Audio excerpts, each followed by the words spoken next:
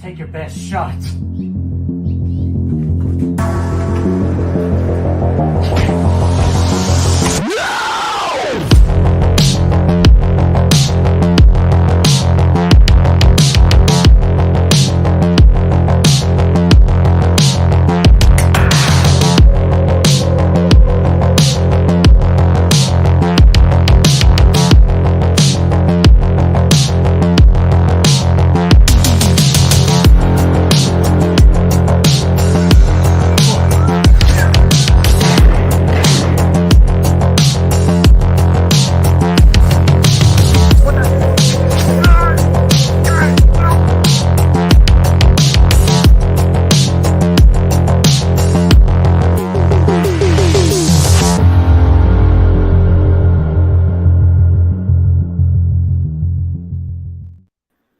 Hey, what's going on, guys and gals, and welcome to Good Will Hunting. Happy Friday, everybody. Welcome to the Summer/Tournament of 2023. We got another big tournament here tonight. We're going to be doing the Modern Horror Directors.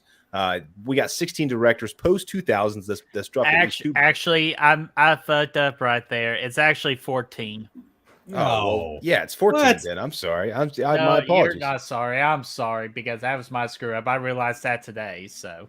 14 sounds about more accurate because we don't have there's 64 movies total from these 14 directors, right? And we're going to determine which ones are best here today. So really excited about it. Yeah, absolutely. And I'm going to have to do a lot of work, so these are going to have to retire for tonight because I need to see clearly now. Oh, don't do it, Birdie. I'm sorry, man. I'm sorry, man. So yeah, welcome to Summer Slash. This is our kind of like our summer version of the movie tournaments that we absolutely love to do, and hopefully y'all are having a great start to your weekend. First off, by hanging out with us, we really appreciate that, and of course, more importantly, no, we're not going to split this stream up. We're going to do this son of a bitch tournament in its entirety tonight. I like to call it a tournament. A tournament. And most importantly of all, we're going to need your guys' help in this tournament too, because there will be a lot of voting opportunities, so you better be ready. Yeah, man. I mean, let's go over a few of these directors we have tonight. We have all the movies. Haha. Oh, you saved me. I like this. Last time I was trying to do it off the top of my head. We got James Wan. We got Rob Zombie. We got Ty West, Mike Flanagan, Alexandre Aja, Eli Roth, Scott Jordan Peele, Lee Winnell, Radio Silence, Ari Aster, Fede Alvarez, and Robert Eggers. Man, that's a good group of directors there, and I'm really excited to talk about them. Yeah, you know what, man, Chris, I apologize, man. Chris is also going to be helping us with this damn tournament. He loves doing these tournament streams with us. And, of course, we love anytime we get this sexy son of a bitch in here. So, Chris, first of all, how are you doing? And what do you think of these sexy SOB directors right here? Oh, gentlemen. Truly a great joy to be here. This is it, man. This is the modern horror gauntlet right here, right? Yes. Did you hear anything I just said a minute ago? Because Siri started picking me up whenever I was going. I talked about all the directors. I listed them all. You cut out a little bit on Wingard and Peel, but no, we're good, man. Okay, cool. Hell yeah. Excellent. But I enjoy this, man. I think Siri was just trying to compute like all these directors right now because it's still circulating. So, oh yeah, she's got the hots for all these guys. I just know it. Dadgummit, Siri. But yeah, those are the modern day directors that we're going to take their movies from. And as you see the numbers right there, that's how many movies we took apart from their filmographies. So those are our tournaments right there. And before we get started here, we're going to do our little bit of promotion and say what's up to everybody in the chat here. We got Miss Erica Lauren. What's going on? How are you doing?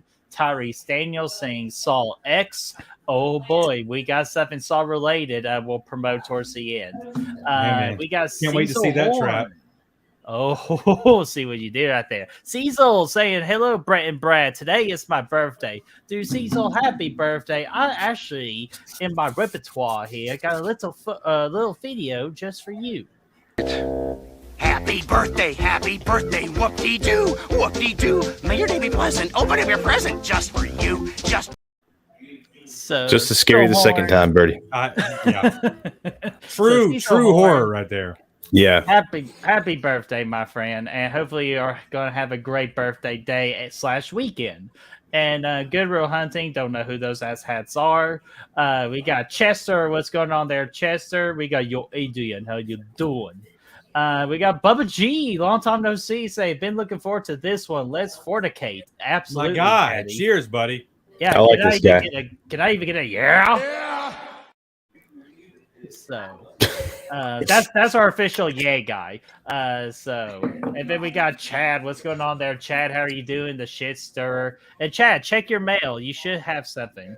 We gotta get, we gotta get a clip of Chad in here at some point, like maybe from My Special Boy. That could be one of our clips. Wait, where's dinner? We're about there, dude. That be on my top of my to-do list. Baker, Braden, hey, Maddie fuckface. Baker. Oh God, Maddie Baker, what's going on, my friend? And we also got Bud Nelson, Gavin, what's going on? Saying my favorite modern horror director is Panos Cosmatos. Shut up, Chris. Can't wait for his next film with A24. But if I had to pick between these gentlemen, I'm going with Rob Zombie. Hell yeah! Did I just say Buddy. yeah? Also love. Did I just say yeah? Yeah. All right, Okay. we're gonna have to maybe limit that to maybe a couple times. Yeah. Yeah. Gotta put him on a limiter, dude. Yeah. Oh, No. Okay, fine. I'm done. I'm five done for a while. I'm times done per for a while. stream. That's all you get. I think you Okay. got one more. Listen, I also, got I have to get through this right now before we go a second further. Are one of you watching the news in the background? No. No, Can you I hear don't watch that? The news. Yeah, I hear something going on in the background, and it sounds like the news. Yeah. It's about the aliens, isn't it? Yeah. No, it's fine. We just gotta get through it. Oh, it's cool. It's all good. I just wanted to make sure it wasn't just something going on with me. We're all good. No, we're A-okay, man. And I'll Okay. go ahead and get my last one out of the way. Yeah. Okay. That last one out of You're the way. done. So, Rodney, what's going on, man? Say, hey, fellas, hope you're doing well. And Noah, I believe you're a new face here. Welcome, Noah. Everybody, please make Noah feel so welcome here in the chat. And welcome to Good Real Hunting. Noah says, Bonjour. we putting more weight for more films, even if a director makes 2 films that are better than most of the other director? ? Let's see. We put more weight for more films, even if a director makes 2 films that are. Yeah, it's all the weight's going into the film itself. We're just trying to figure out. We took all their. It was basically just a genre to select movies for the tournament. So we're not actually picking the best director per se. We're picking the best movie out of all the movies that they've made. And I was about to say, like, I'm Ricky Bobby. Who put the question on top of the teleprompter? But Noah, what's going on, man? And welcome to Good Real Hunting again. And we got the J-Man here. What's going on there, J-Man? How are you doing? Backtrack cinema. All right, so let me go ahead and get the promoting out of the way, and then we'll just start our freaking tournament, baby. So here we go.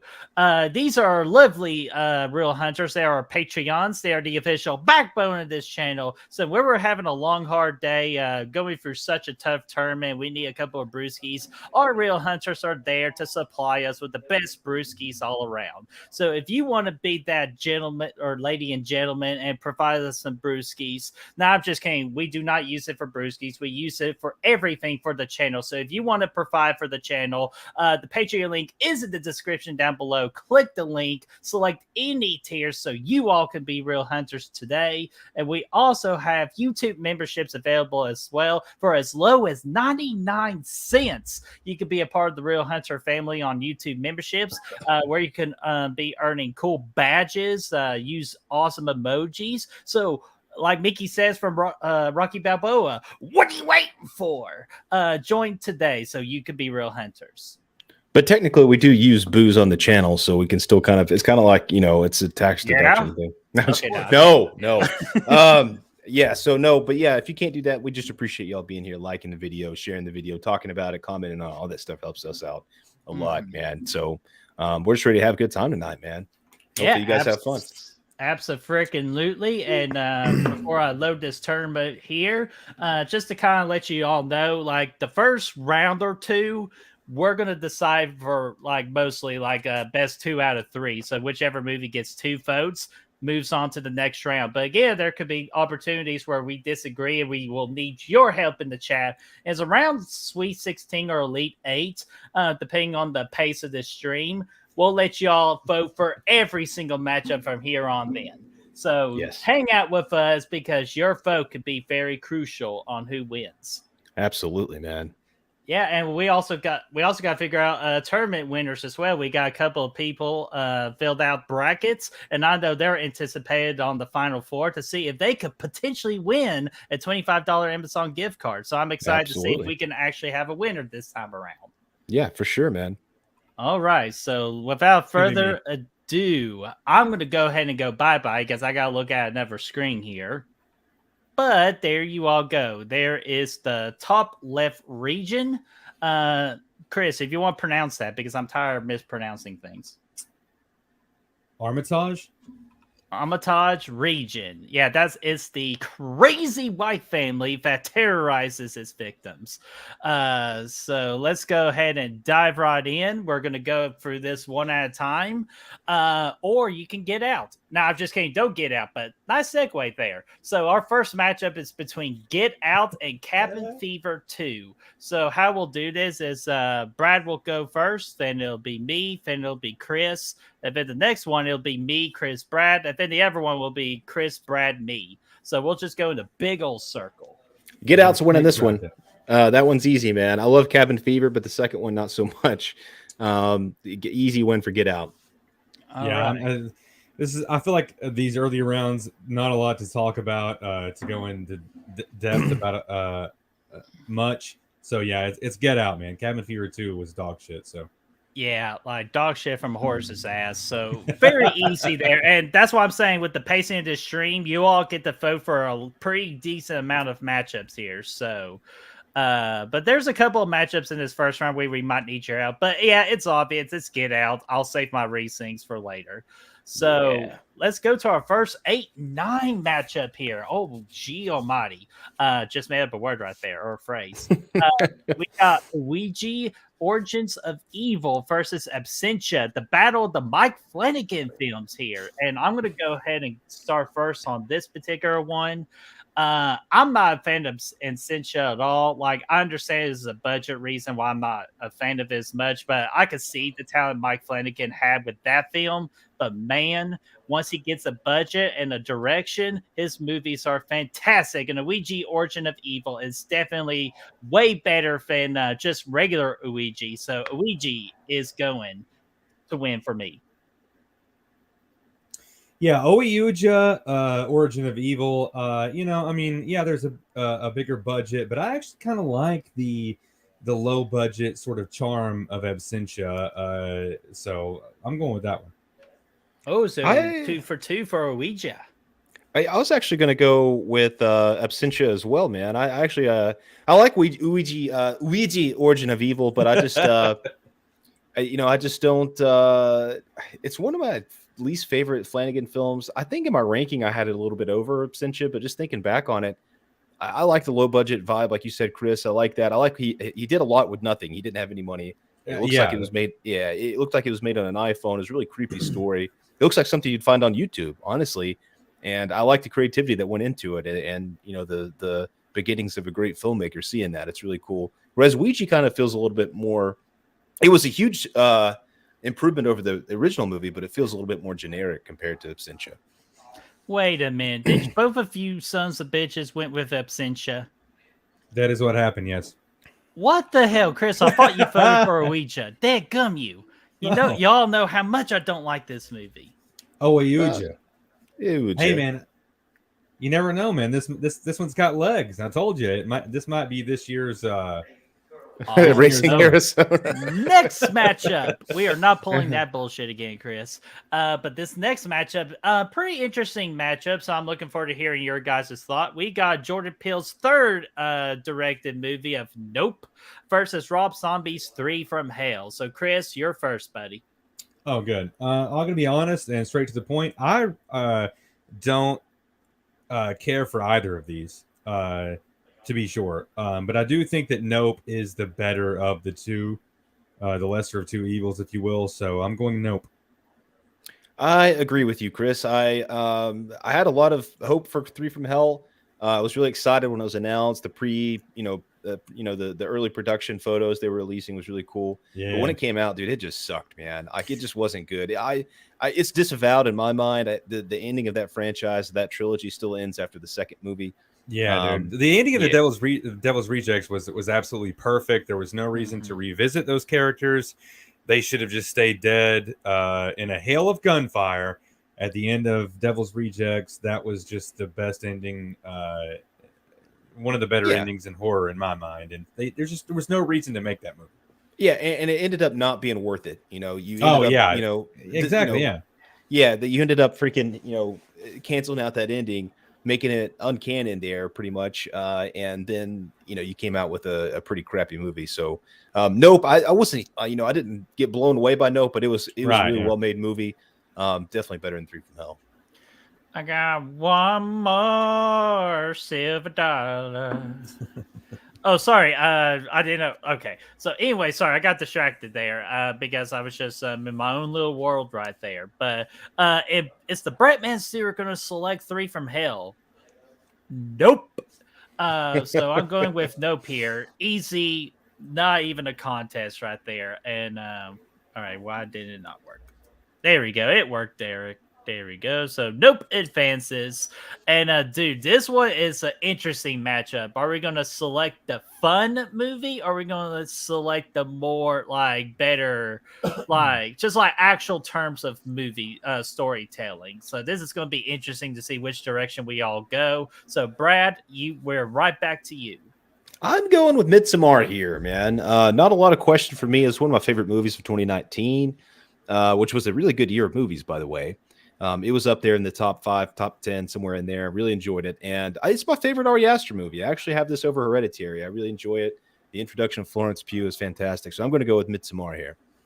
Man, we got Kelly Brooks. We got even freaking Danielson's very sweet girlfriend from The Karate Kid and Piranha 3D as well.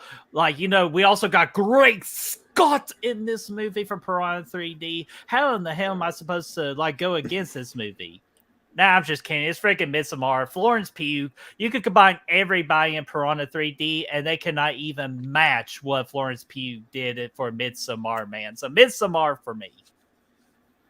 Yeah, I don't have anything else to add. It's the same for me. Yeah, 100%. Mm-hmm. Actually, just watched it a week or two ago, man, and it holds up.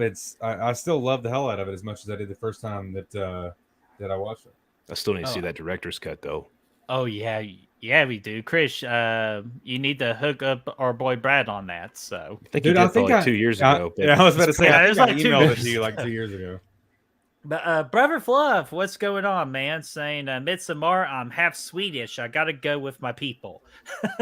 Oh hell yeah, Brother dude! Fluff, Yeah, Brother Fluff, who we kidding, man? Actually, Brother Fluff is the most interesting man in the world. He's the only man on this planet that I know of that does not need a pusher. no, yeah, everybody needs one. Man. Everybody, yeah. I mean, you might not know it. You might just not know it, but you need it. Oh, well, let's go ahead and push along here with our next matchup here between Scream 6 and an interesting Rob Zombie movie of 31. And I'll be honest, not really a contest with this as much. Scream 6 is so far my favorite horror movie of 2023. So I'm going with Scream 6. Oh, is it my go? Yes. I'm sorry, man. Yeah, not a lot else to be. Actually, this tournament was the first time that I'd ever actually watched 31. And it's fine, but it wasn't anything to write home about, and I really did like Scream 6, so it's the same for me. Yeah, I agree. 31's another one I was disappointed by. I was really excited when it was announced. This was actually when Rob Zombie was still making good movies. They announced this. I'm like, oh, this is gonna be really cool, man. The title's 31. How do you get a title like that? That's so cool. But then it came out, and it wasn't that great. But I think he self-financed this one too. I remember. I thought it was going to be a Baskin Robbins biopic. Yeah, man, it's about the flavor. Yeah. You want 31 flavors? Baskin and Robbins is where you want to be. Yeah. So I thought the same thing. I believe it would. Diaz, is it? Diaz. What is I believe that Britney Spears should be one of 31 flavors of Baskin Robbins. 2 scoops. So, all right. So obviously it was Scream 6 right there. So let's go ahead and go to this next matchup. And this one, I'm very surprised that the House of the Devil. Wait a minute. Actually, sorry. Actually, okay. Technically, I messed up here. This is right here. That's the 3C matchup, and this is the 6 and 11 matchup. Gotcha. Just to clear up any confusion, because the way I've been formulating this bracket, I've been that's a little small technicality, but the matchups are still right, so we're still good. Yeah, it's all good. Still good. So our 6 and 11 matchup technically is the House of the Devil versus Insidious 2. So let's see here. Should be Brad. Wait, who? Oh Me? wait, no, it's Chris. So Chris, Chris. go ahead. Okay. No trouble. I like both of these a fair amount, but there's something very original, I think, about the House of the Devil. It's got that old 70s, maybe even 80s style vibe to it that I think is just perfect for horror. And I think it has a lot of great Easter eggs and callbacks to it. And Ty West really nailed something with it. So I like House of the Devil. Yeah. And just I meant to kind of keep everybody like tell everybody which movies were directed by who as we went along. Obviously, on the last one there, House of Devils, Ty West. Scream 6 was Radio Silence. 31 was Rob Zombie.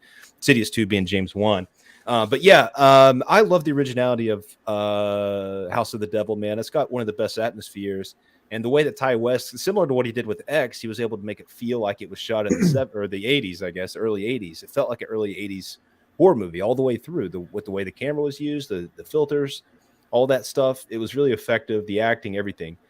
So I found that really original because that's my favorite time period for horror movies, I think. You know, that kind of style, that late 70s, early 80s. So I really like that. And it was just creepy and unnerving throughout. I love Insidious 2. One of my favorite in the franchise, but I'm going to go with House of the Devil on this one.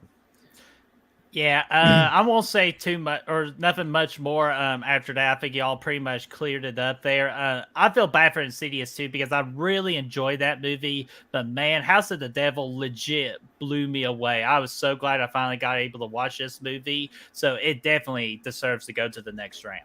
The second round's shaping up to get it's going to be hard.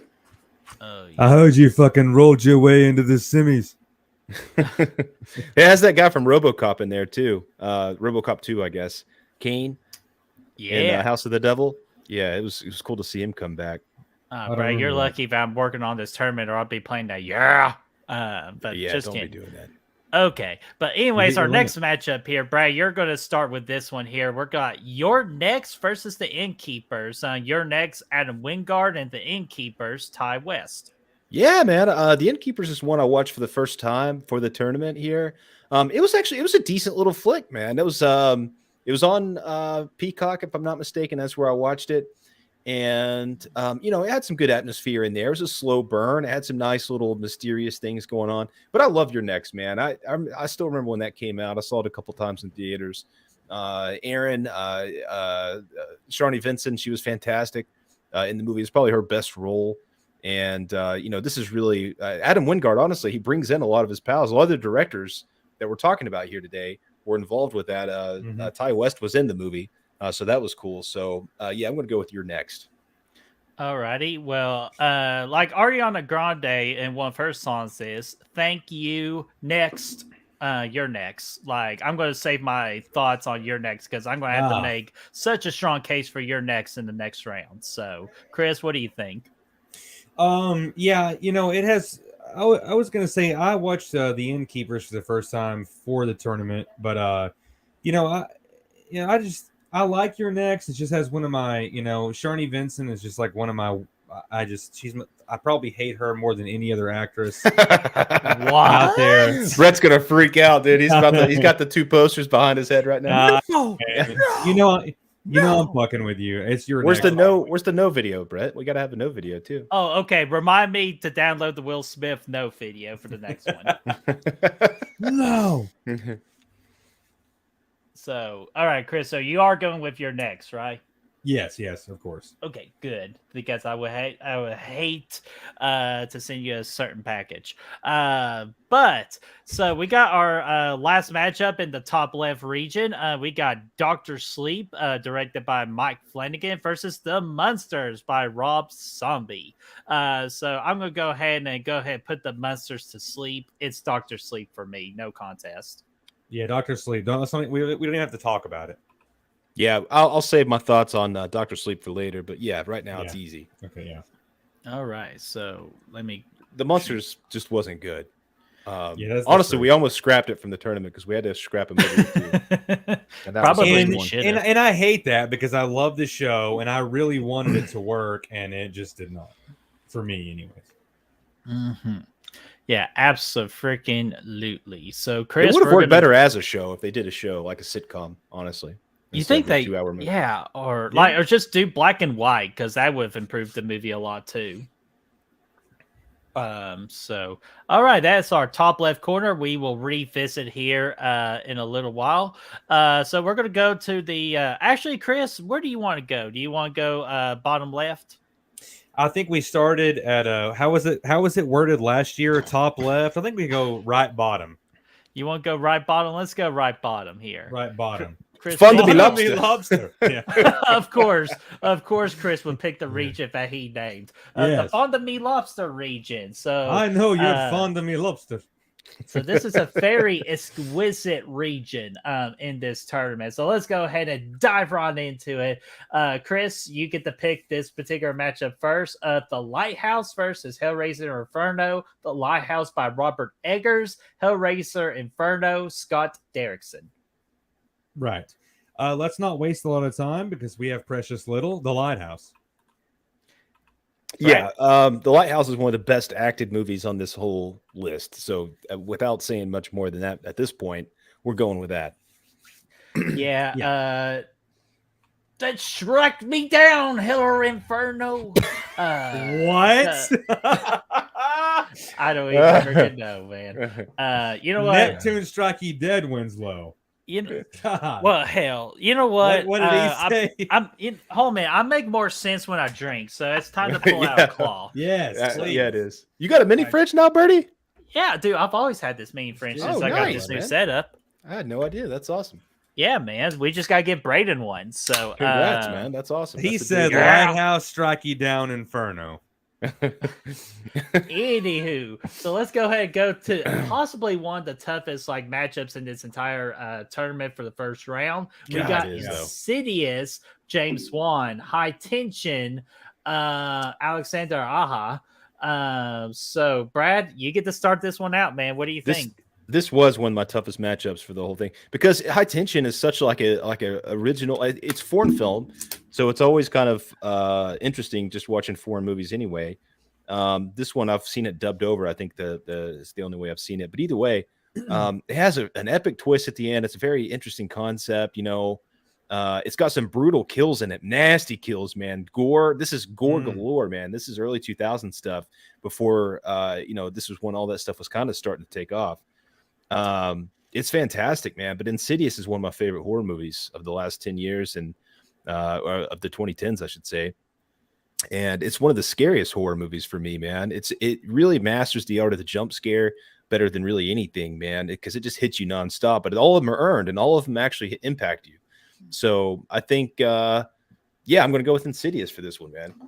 All right, man. Dude, this is a tough matchup because High Tension, I really enjoyed this movie, and the third act with the big twist at the end, very unexpected. And I love when a horror movie does that, when they really get me on a twist, like on a twisty twist, as Filthy Dan says, a twisty twist.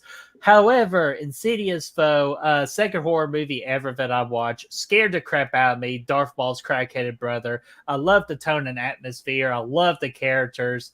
And that is the big advantage this movie gets over High Tension, is just caring about the characters. I want the family to be okay at the end of the day. And plus, Lin Shaye, man. Once you go down to the bay and eat some hay, we just may. Amen. What do you say? Shit. You better start doing some tongue exercises before next week. I'm your boyfriend now, Nancy. But at the end of the day, though, I respect High Tension. It just had a really bad matchup for this particular one, so I am going to go with Insidious. Yeah, man, I agree. Hey, man, for what it's worth, High Tension for me all day long. Yeah, and you know what? And that's very respectable. I'm glad you voted for him because it did deserve a vote. It's one of those, man. We get a couple matchups like this every tournament in the first round. Whereas this thing was going up against a couple other opponents, it could have gone a lot farther, High Tension. But Insidious is just one of those. And it's almost like it's the same thing, just on the other foot. Because I remember seeing High Tension in theaters, and I was fucking terrified. And the big reveal at the end of it was like the same thing to me, is where Insidious just wasn't. I mean, I appreciate it and I still like it. It didn't have the same effect on me as High Tension did, where and especially some of the gross out scenes, like the head. You guys know what I'm talking about, right? Yeah, the double head. Yeah. And so some shit like that, it's just like Insidious just didn't do that for me. All right. So Insidious makes it to the next round. And The next one's going to be tough, though. All right, go on. Actually, I don't think so, man. But you know what? Let's dive into it. We got the guest versus VHS, with the guest as Adam Wingard. And VHS, a lot of the directors we used in this tournament had a little bit of hand in VHS. But I think I gave the main credit to Ty West. I believe I did.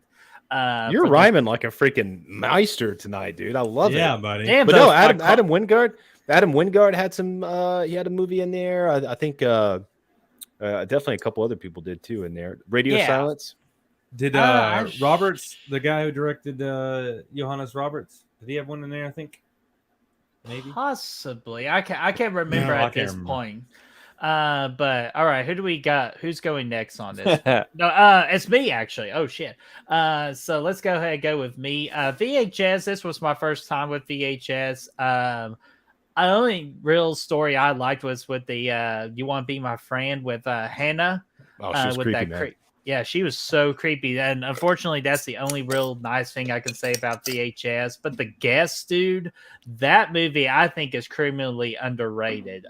Mika Monroe just gives another solid performance in this movie, and the main villain in this movie he's a creepy, calculated dude, man. So I gotta reward him for that. So, and plus, he cut with his freaking presence alone, gave Mika the goosebumps. So I'm gonna give it The Guest. This is a tough one, man. It's not your turn. Oh yeah, you're right. I'm sorry. It's Chris's turn. Oh, is it my turn? Oh yeah. Yeah. Well, I will get straight to Brad then. It's The Guest for me. I appreciate VHS the same way that I like. Well, we haven't even got there yet. Okay, yeah. So I appreciate it, but I do like The Guest, the kind of slow build up that's in there, and yeah, that's it for me. Yeah, I agree with you guys. I think if it was VHS 2 here, I might have gone that direction. I think VHS 2 is better than the first one. But yeah, it was still creepy, man. It did a lot for the anthology movies and found footage in general. It had some good moments in there, but The Guest is awesome. Hell yeah. So The Guest gets to stay a little longer. So The Guest gets to advance into the next round. And Brother Fluff, he says he went from the Punisher to the King Ron Time. Yeah. That's you, buddy. And again, I'm not even trying. So let's go ahead and go to the next round. Flying? Or not next round, but let's go to the next matchup. Excuse me. The next matchup, we got The Conjuring 2 of James Wan. Oh, actually, Battle of James Wan flicks right here with The Conjuring 2 and Dead Silence. So, Chris, you get to start us off here. What do you think? Oh, nice. I'll say this much. I'm going to catch heat for this one. I don't particularly care for either of these that much. Like, I'm not going to put these in any kind of top 10. What? That is true, yes. But I appreciate Dead Silence, and I saw this a while back, like when it came out with James Wan. Was this his second film? His first film after Saw, right? I think Correct. so, yeah. Correct. And so there was still something to be learned there, I suppose you could say. You could tell that he hadn't really got to the top of his game yet. But The Conjuring 2, on the other hand, not quite as good as the first one, but I still enjoyed it. So let's go Conjuring 2. Yeah, I like Dead Silence a lot. It's creepy. Mary Shaw's gonna rip your tongue out and all that. Yeah, It's all Bubby. creepy stuff, man. It had some I good, mean, really good. there's good shit in it, right? Yeah, yeah. There's some great moments in there, but man, there was actually a brief period when I liked Conjuring 2 more than the first Conjuring. I actually Okay. found it for a brief period. I thought it was even more scary than the first one. It had some great moments. It's right up there. I since have returned. I like the first one more, but I still think they're very similar in quality. There wasn't much of a downgrade in quality on the second movie. So yeah, I'm going to go with Conjuring 2 here. All right, me three guys. So even though I do respect Dead Silence, but Chris kind of said it best. That's what's still kind of like a learning stage movie for James Wan at that time. So without Dead Silence, he wouldn't be able to make Insidious. He wouldn't be able to make The Conjuring and Conjuring 2. So gotta give credit where credit is due. The Conjuring 2 wins. I love the setting for it too, being in We- England. It was cool. Oh we yeah, didn't we didn't put Death Sentence in here, did we? It of is. course we did. Oh yeah, because if that had been Death Sentence, I would have picked that one all fucking day long. Okay, but nevertheless. Yeah, well, we'll get to Death Sentence a little bit later in the top right region. But let's continue with our next matchup. We got Gerald's Game versus Hostel. Gerald's Game, Mike Flanagan. Hostel, Eli Roth. Eli Roth is such a character, or just such a bold director. So I'm glad we included him in his films in this tournament. The Bear Jew. Yeah, I apologize. The Bear Jew. So I think I am here, or I'm picking, right? You're slicking. Yeah. I think it's Brad's. I picked last time, so it should be Brad's, right? This is correct. Yes. Okay. Oh yeah, because I did the guess. So okay. Gerald's Game is one I'm not that wild on. I haven't seen both of these movies in a long time. Either one of them in a long time. But I remember when we did the Flanagan ranking, Gerald's Game was kind of towards the bottom. From what I've heard, it's a good adaptation of the story, and I have no doubt because Flanagan's really good at adapting to Stephen King stories. But I just haven't really had a lot of interest to go back and watch it. The premise was interesting, but it's just like, how much can you do with that premise? It's a good movie. I'm not saying it's bad. Hostel, man, I kind of want to pick Hostel here. It came out at the time, again, kind of like High Tension when gore was starting to get cranked up a bit, and they had some nasty moments in there. It was a good, effective movie. And yeah, I think it kind of stuck with me a little bit longer. So let me go with Hostel here. Okay. Hostel, I was expecting, because Hostel is one of the two movies, Saw is the other one, that people say those two movies created the term torture porn, which a lot of true hardcore horror fans do not like that term, but it is what it is. And I expected a lot more out of Hostel. Unfortunately, when I watched this movie, I actually was disappointed. But Gerald's Game, I thought it was a very solid story. I felt like Mike Flanagan made that story work. So I did appreciate for that. But I will say Hostel to me is more rewatchable than Gerald's Game. But at the end of the day, though, I'm just going to go with the better movie. And to me, that's Gerald's Game. So I'm going to pick that one. So Chris, which one gets to the fans? No, buddy. Well, look, I love Mike Flanagan, and I especially love Carla Gugino, who's in Gerald's Game. I think she's criminally underrated. But just to echo what Brad said, I remember seeing Hostel had this huge impact on me when I was in like maybe eighth grade or something like that. Whenever it was that it came out. No, it was later than that. I guess it was in high school. And but I remember seeing that, and it was kind of like this big thing at the time. Like everybody was going to see it. It was fucking terrifying and extremely gory. And so I'll give it to Hostel over. Great trailer too. Yeah, Wow. Great trailer. Gerald's Game, and J-Man says it's brilliant too. It has been one I've been wanting to go back and try to give another shot to.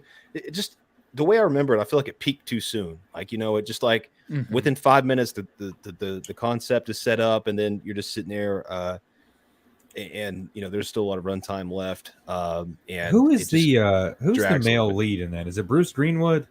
Is he the dude that's in Doctor Sleep dies. briefly? Yeah, I think so. I Yeah, don't know his name. yes. Yeah, Bruce that's Green, it. who plays the doctor, and Yeah. Danny's like your watch is on the nightstand or whatever. Yeah, that's the one. Okay, yeah, I thought so. I just wanted to make sure. But yeah, and I echo that sentiment. I've only seen Gerald's Game one time, and I really should go back and revisit that. Yeah. I'm gonna, yeah, I'll check it out again soon. It's the premise is really cool and creepy. I feel like it got started a little bit too soon, and then like there was just all the cool stuff happened, and then there's still like an hour and a half left that you have to get through, and it's just like I don't know, it kind of felt like a drug for me, but yeah, nonetheless, we Hostel is moving on. Hell yeah, Yeah, kind of and, like the sex at the beginning. yeah. It all happens at once, and then it's just all downhill. Yep. After that, I mean, after the guy dies, yeah. Oh man, that sounds like my sex life. But anyways, let's go ahead and go with the next one here. We got X from Ty West versus the Lords of Salem from Rob Zombie. So this is actually my go here, and you know what? I'm just going to keep this simple. X marks the spot. I am going to pick X, but let me just clarify that the Lords of Salem, I still think it's a really good directed Rob Zombie flick, and I actually think Sherry Moon Zombie is one of her better roles that she gets to play in Rob Zombie's movies. So I want to show some class and respect to Lords of Salem, but it's X all day, every day. And what's going on there, Bacon Pew Pew? What's up, Bacon? Hey, I don't know if it's my turn or not, but I imagine that it's going to be a general consensus here. Yeah, it's X. We don't have to go through it a whole bunch. I mean, it's X. I agree with you guys, man. One of the better flicks of last year in any genre. So I do remember when Lords of Salem came out.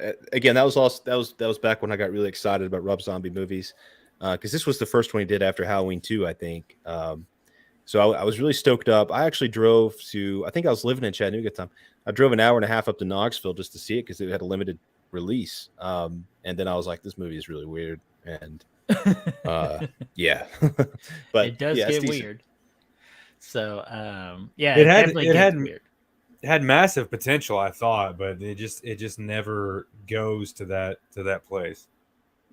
Mm-hmm. For me, I don't know what you guys thought. No, I appreciate for what it was. Like, again, is it better than other Rob Zombie films? Absolutely not. But I still love the soundtrack. I love the cinematography of it.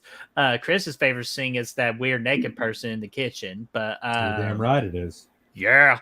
But yeah, it's just compared to like in this tournament, like I never really expected it to go out of the first round. So I think we made the right call with X. Yeah.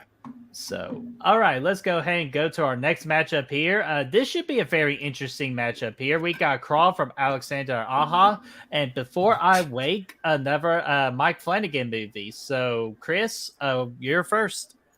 Cool. Yeah, let's not waste a lot of time. I think it's Crawl, which I was pleasantly surprised by. Not a great flick, but enjoyable all the same, as opposed to Before I Wake, which was sort of... I don't know. It didn't really do much for me, honestly. So I go with Crawl.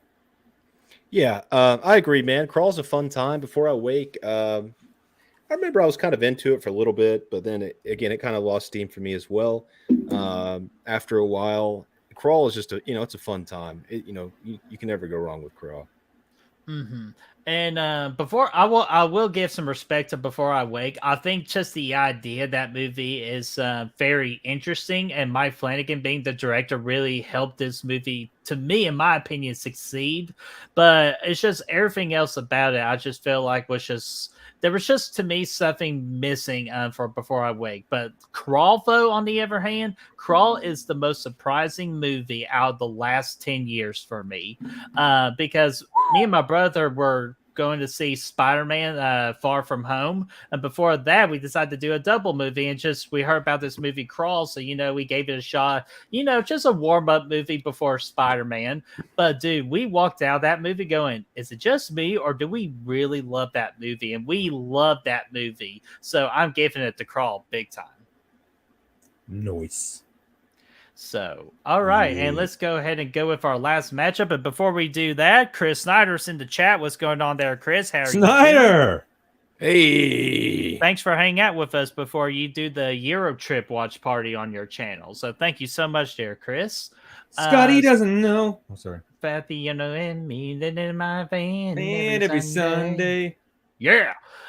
Greatest cameo of all time with Matt Damon. But so let's go ahead and take care of this last matchup before we go to another region. We got The Conjuring, the awesome badass Conjuring with James Wan going up against the Blair Witch with Adam Wingard.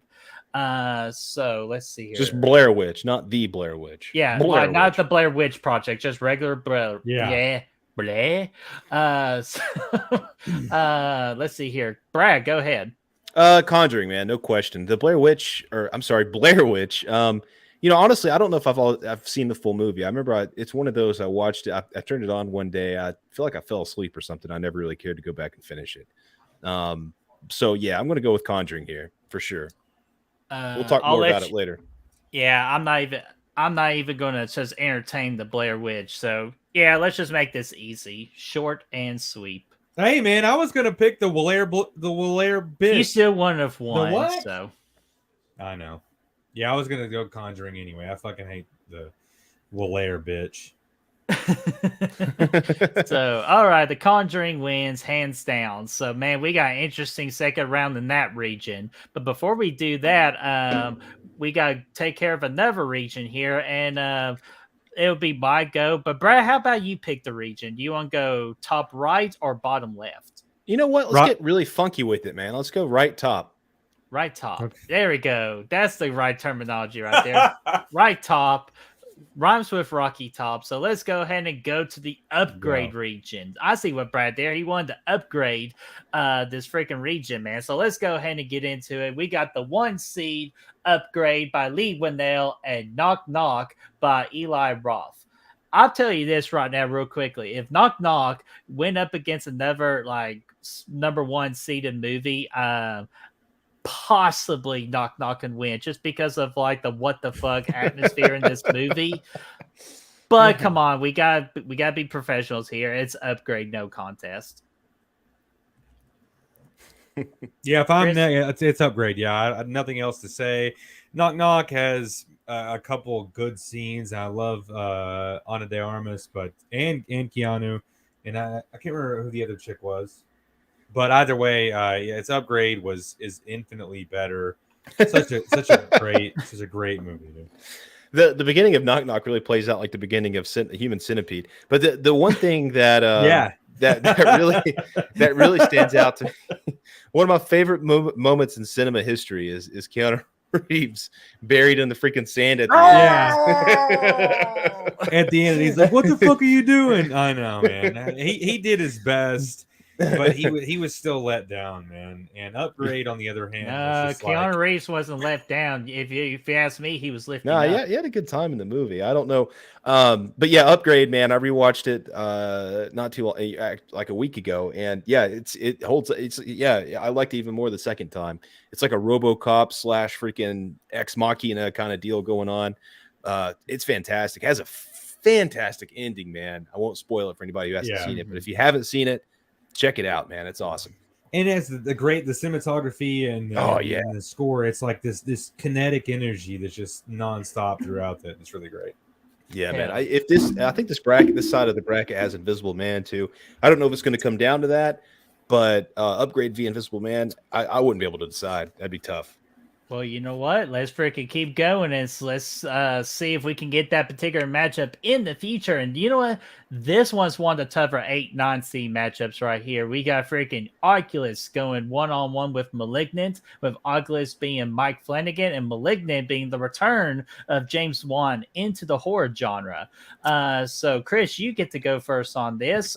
Who do you think? And before that, Chris, sorry. Heather, what's going on? Just saw you in the chat. How are you doing? What's up, Heather?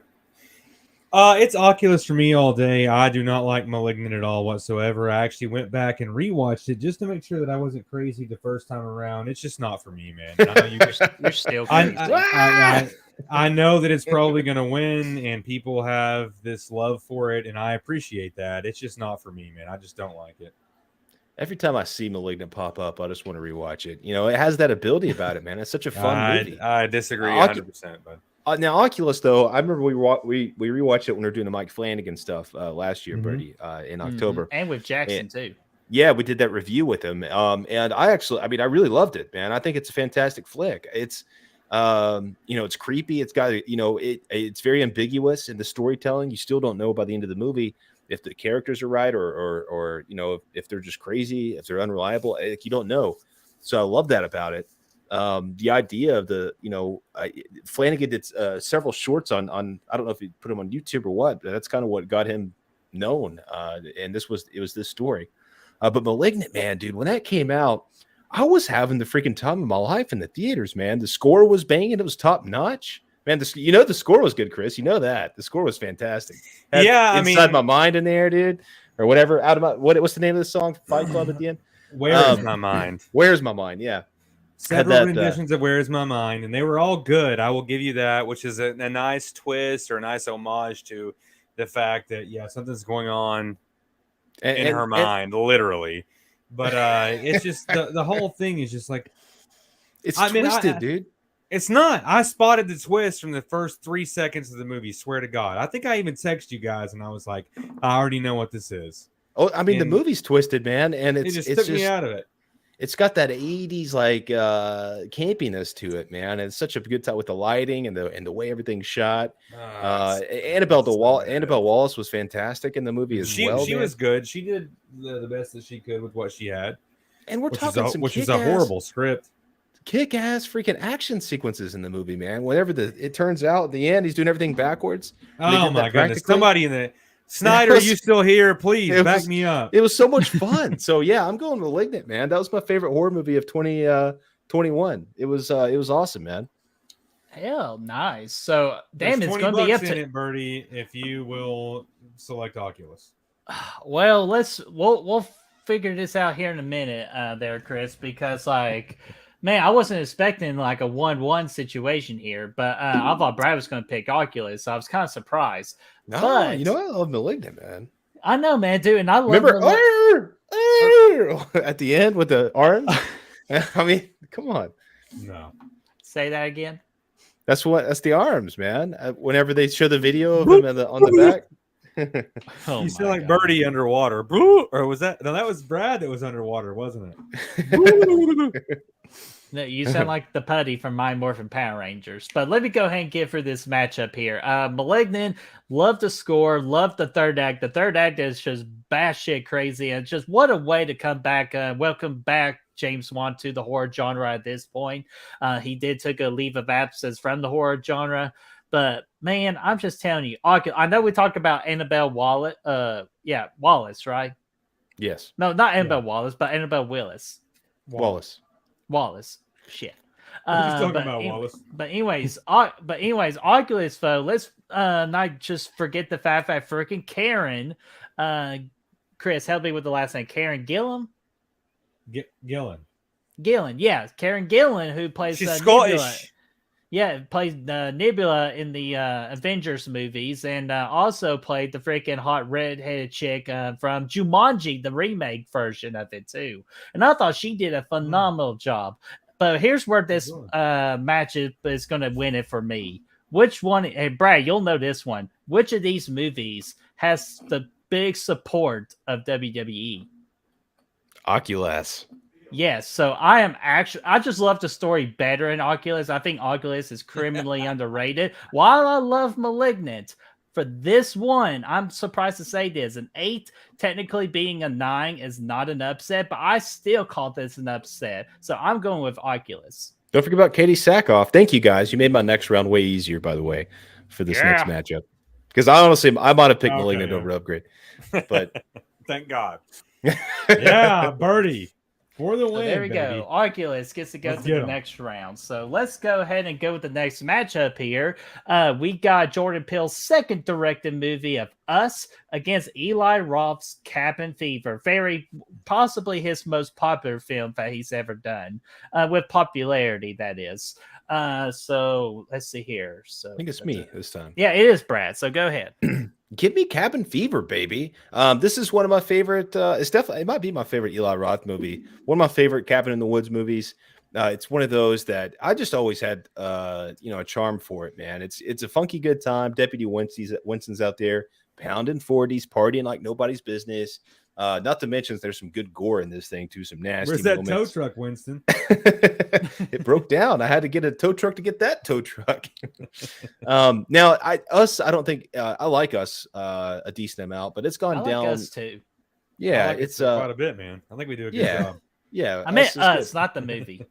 Every time I watch it, it goes down a little bit more though. I feel like it has a cool concept, but again, it's one of those that kind of peaks a little too early, and then it turns into something different, and then it kind of just loses interest for me after the first third of the movie. So it's still good. It's a well-made movie, very well made, good cinematography and all that fun stuff. Of course, what you'd expect from Jordan Peele, but Cabin Fever, I just have way more fun with. Alrighty. Just to make this short and sweet, Cabin Fever is a very fun movie, and I kind of like one of the popular entries into the Cabin in the Woods like genre of the horror. Like when we're separating up like that. But to me, this one's not even a contest. Like the first half of the movie of Us is near perfection. And that's even just enough to be Cabin Fever with the first half of the movie Us. So I'm going to go with Us. Oh, actually, no, I'm not ready to do that. It's 1-1. So, Wow. Chris, who are you 1-1. picking?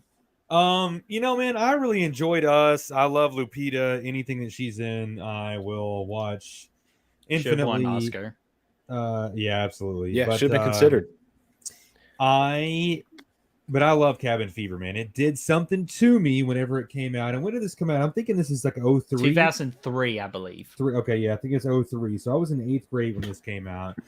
Man, there's something beautiful about there's like gore, and it's still kind of scary, but it's also kind of humorous at the same time. I love Cabin Fever, man. And also, the first time I ever did mushrooms, I watched Cabin Fever, and there's still something very, very lovely about that experience. And so I go Cabin Fever, man. Now, Chris, you're not supposed to use enhancement drugs when doing this tournament, man. I'm not now. I haven't done that in years, but it's still influence. 15 years ago. 15 years ago. Hey, it's a good drug if it's 15 years. But now I'm just messing with you, man. So to my surprisement, Cabin Fever gets to go to the next round. That's a big upset, man. Yeah, that's our 12/5. first big upset. Oh, really? Wow. Hey, I don't blame it, though, because Cabin Fever is fun. And with the second half of Us, kind of like Brad said, it just really went downhill from there. And that was disappointing. It's funny though, man. It is funny. It has, yeah, it has a good. Even the ending of it, if you remember when the cops show up and kill everyone, and they start. And Cabin Fever, yeah, that was that was fantastic. Also, when he goes to get a little hand action with with this lady friend there, only to realize that her leg is missing. How horrifying was that, man? Yeah, it was awful, dude. For a 15-year-old boy seeing that, yeah, man. Yes, and the shape scene in the bathtub, man. It's one of the worst. All right, ever, next up, we don't want to gross out our audience here, so you all are sick bastards. So let's go ahead and go with the next matchup here. We got the 4 seed, The Witch by Robert Eggers versus Rob Zombie's Halloween from 2007. And I just first wait, is it my turn? Yeah, it's my turn. Sorry. Yes, I'm glad I'm not kicking this one off, man. This is a tough matchup. Holy shit. Actually, it's absolutely not a tough matchup, and I cannot believe the disrespect that people have shown with The Witch being a 4 seed. To me, I feel like it should have been a 2 or possibly even a 1. So it's not even close, The Witch. But if Rob Zombie's Halloween actually went up against another movie, that would be a lot more closer call. So I'm keeping this short. The Witch definitely goes to the next round, in my opinion. So, Chris, what about you? I mean, I think, The Witch being a 4 seed is fine with me. I actually think Rob Zombie's Halloween being a 13 seed is a little bit lower than what I would have anticipated, because I actually quite like that one a lot. You could thank Rotten Tomatoes for that. But it's crazy that, yeah, it's that low, because, I mean, I know people, it has its fair share of haters, but I actually enjoyed it quite a bit. I think we all do, right? We're all of the opinion that it's really good. But love the first half of Rob Zombie's Halloween. The first half. The Witch is eternal, man. I think it's one of the best horror flicks to come out in the past. I don't know, man. I know in the past. When did it come out? 2015. 16. Yeah, I think so. I was going to say in the past decade, but maybe even longer than that, dude. I really like it a lot. So it's The Witch for me. Yeah, man. No doubt. Not even a contest. I've watched Rob Zombie's Halloween a lot more than I've watched The Witch. Because it's an easy watch, man. You can watch it, you have a good time with it. It's really quotable, man. Joe Grizzly, all that fun stuff is fantastic. But yeah, man, what is it the kids say? It's all time. The Witch is. It's all time. It's what it is, man. It's Hey, man, I said it's eternal. Okay, I'm trying to bring this word back. Yeah, it's one of those that gets better every time you watch it. For sure. And honestly, the Robs, like you said, Brett, man, I'm a big fan of the first half of the movie. I know most people like the second half. I like the first half of the movie. I like the prequel series, portion of it. I like all that stuff.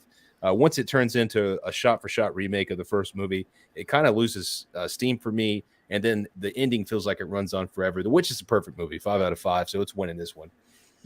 Absolutely. Again, 5 out of 5, and it's becoming a 4 seed. Like, are you freaking kidding me? Like, we're which is surprising because I feel like on Rotten Tomatoes, it's almost like it's in the 90s, isn't it? And also, the Witch is truly like, I mean, at least for me, I think it's one of those flicks. It's like that. It's truly terrifying. Like it's scary to watch, and then it kind of sticks with you after the fact, and it makes you think about it.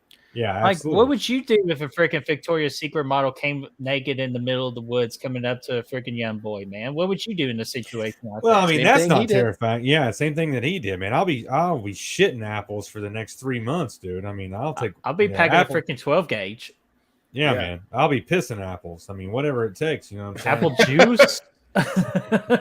So, all right. So that was kind of weird. So let's go ahead and go to our next matchup here. Chris, here's your death sentence right here. But isn't the death sentence for Scream 5? No! So we got Scream 5, Radio Silence, going up against Death Sentence from James Wan. And yes, we understand Death Sentence ain't what we call a true horror movie. However, it has enough horror elements into it. And plus, it's James Wan. So we decided to include it in this tournament. So let's see here.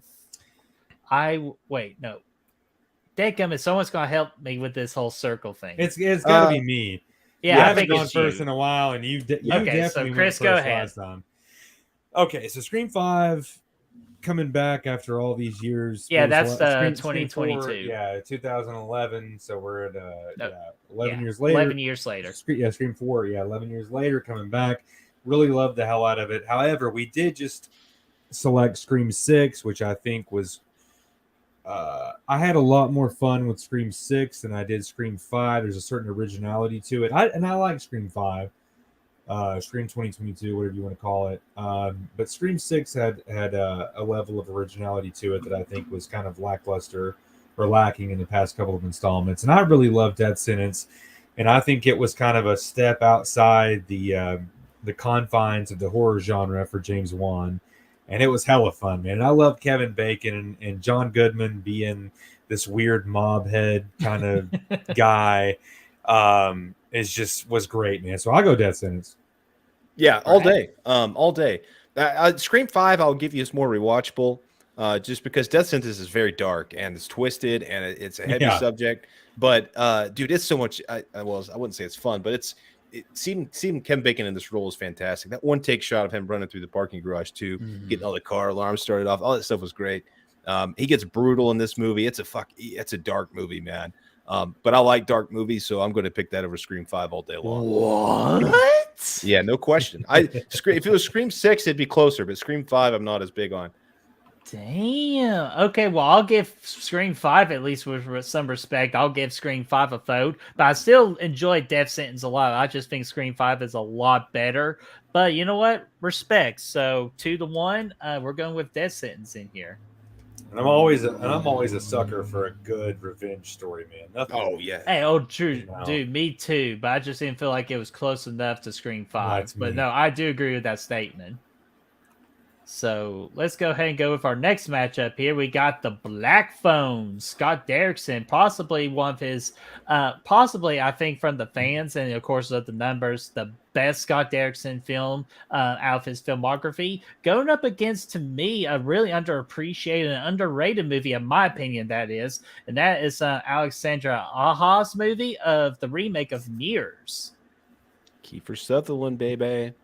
Yeah, man, and the freaking young Sarah, I believe her name is Sarah Patton. Paulson? Yeah. Yeah, or Right. Parson or whatever. It's No, it's that girl from Mission Impossible 4, Brad. It's Patton. Oh, Patton, okay, yeah. yes. I haven't seen this Yeah. one in a while. But I do know that Black Phone. I really enjoyed it, man. Ethan Hawke. It was cool to see him come back with Scott Derrickson to do a horror flick, and he was great in the movie, man. I'm probably not quite as high on it as I was when I first saw it, but it's still in the fours as far as my rating goes. Very strong movie. I'm gonna go with Black Phone here, man. It's a lot of fun.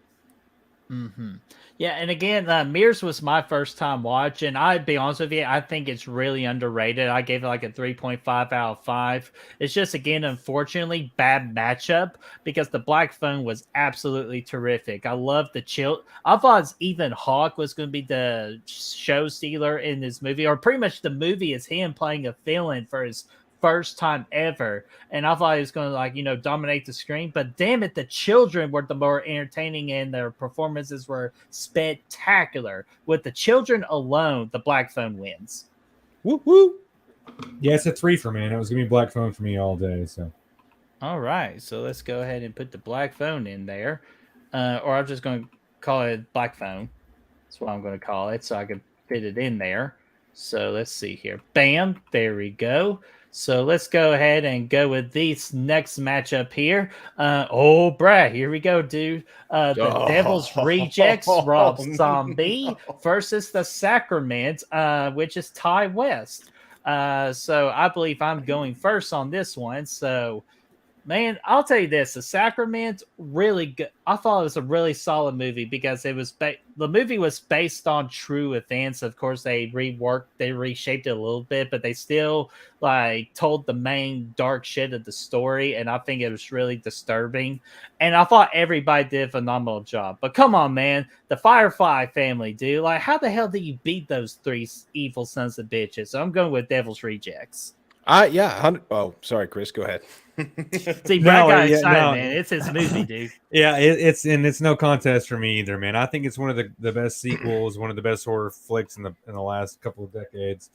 And yeah, you can't. It's hard, like we talked about earlier, man. I think it has the best ending, the most gratifying ending of any horror film in the last. When did it come out? 2007, 8, something like that. The last 20 years, 2005, I think. 2005. Fuck me. Okay. Well, Yeah. either way, in a long time, okay, it has one of the best endings. So I think it's it's all time. How about that? Duty, Brad? fucking fruity. Yeah. There's no duty fucking fruity in your future. Man, Devil's Rejects is my favorite Rob Zombie movie. I think this is when everything he does clicks on, everything he does clicks on all cylinders for him. His characters, his crazy writing, his gore, all that stuff really just works perfectly in this movie to make his best movie. And it's really just everything is just clicking, man. I love the soundtrack. The soundtrack's one of my favorite soundtracks of all these movies. It's outstanding, man. Got some little Allman Brothers in there, man. It's awesome. Dallas Page is in there, man. Danny Trejo. It's awesome. Roy, I got some of that Dr. Corndog's beef jerky you wanted. Banjo Midnight and Sullivan. tonight. Roy, help. Mostly come here, chicken phone. Okay. Midnight tonight. But yeah, I will just throw some love for the Sacrament though. It was a pleasant surprise, man. It was actually a really good found footage movie. It was creepy. And it also had Ty West. Obviously he made the movie, but it had the dude from Adam Wingard was in it too, right? Well, it had Adam Wingard's cast members. Yeah, because freaking AJ, Aaron's boyfriend Yeah, from yeah. Your Next, because he was the That's- main character. yeah. It was like a Your Next reunion, dude. I don't know which one came In a out way, first, but yes. it had a few different people from Your Next in there, I think. So yeah, because the Sharni Vincent's boyfriend was in there, and so was his brother. Mhm. but would you just die already? Great flick though. But Devil's Rejects is winning easy. Hell yeah, dude. No surprise there. 3-0 for the freaking 3 members of the Firefly family. So let's go ahead and finish our last matchup in this region. And then we'll tackle the last region and we'll go to round 2. So we got Lee Winnell's The Invisible Man going up against Eli Roth's The Green Inferno. So Brad, who you got here? Invisible Man. Green Inferno sucks. Give me Invisible Man all day, every day. Yeah, I wish that the Green Inferno was invisible, so I'm going with Invisible Man as well. Yeah, me too. There's not really a whole lot to talk about. I mean, the Green Inferno was Eli Roth's attempt to try and make a more accessible version of Cannibal Holocaust. Holocaust, yeah. And even still, it wasn't that great. So, looks like it's bottom left. All right, Left bottom. Sorry, Left bottom. So let's go ahead and go there, my friend. So we'll go ahead and go with the first matchup here of the number 1 seed of Pearl versus the ABCs of Death, which ABCs of Death is by multiple directors. So a lot of directors get credit for this one, unfortunately. And then we got Pearl by Ty West. So let me go ahead and just dominate this already. Let's go Pearl, because ABCs of Death, I think it was a great idea, a cool concept. I just think the directors did not treat this seriously at all, especially with the fart story that they told. That's when I shut off the movie immediately. So I'm going with Pearl all day, every day. And please say Pearl so we can move on. It's all Pearl, but here's my question though.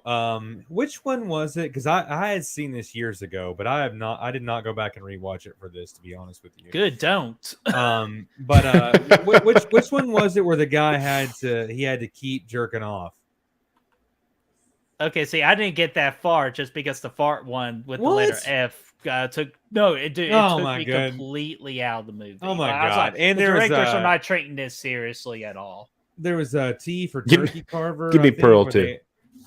They had to take the turkey carver, and she's like carving. Never mind. Okay. Yeah, so let's just move on because this movie disappointed the shit out of me. Did you watch it, Brad? No, I did not.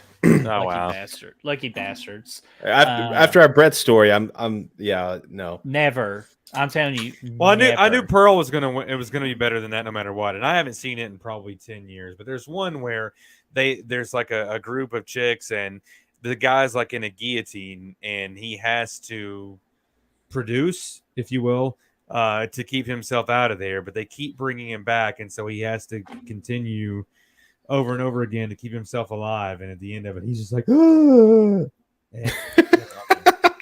That is a perfect segue to get out of this movie, because no one in the chat has seen this. Come on, help me out, guys. No, chat. I'm not even sure why Chris is still talking about this horrible ass movie. So actually, I'm kind of compelled. I feel compelled to put it on, man. No, please, let's move on. Please, let's move on. So we are. Erica's like, let's get past it. Let's fuck them. So our next matchup here is the Battle of the Scott Derrickson movies. This one's going to be interesting. We got Sinister at the 8th seed versus The Exorcism of Emily Rose as the 9th seed. So Chris, you get to go first on this one, my friend. Sinister. Yes, I agree. Okay. Oh, 2 for 2 on Sinister. Yeah. Man. I really like Exorcism of Emily Rose, but Sinister, man. Yeah. One of the scariest movie moments of my movie-going career is that lawnmower scene. So, I mean, it's automatically proceeding this round for sure. You had me a lawnmower. Ethan Hawke fucking killed it, and in the sake of trying to speed this up a little bit more, I think that, it's just Sinister. Yeah, but I will give respect for The Exorcist and Emily Rose for 2 things. One, the whole court setting I thought was just so unique and different that I actually think they nailed it from an acting standpoint. And of course, I want to give major nods, like tipping my hat, that is, to Jennifer Carpenter. She absolutely tore the shit out of that role. It's just unfortunately bad matchup. Sinister all day, every day. I like seeing that lady from the Ozarks in there too, man. That was cool. Laura Linney? Yeah, man. Yeah. So let's go ahead and go with the next matchup here. We got James, like the one that starts it all for James Wan in his directing and Rob career. Zombie.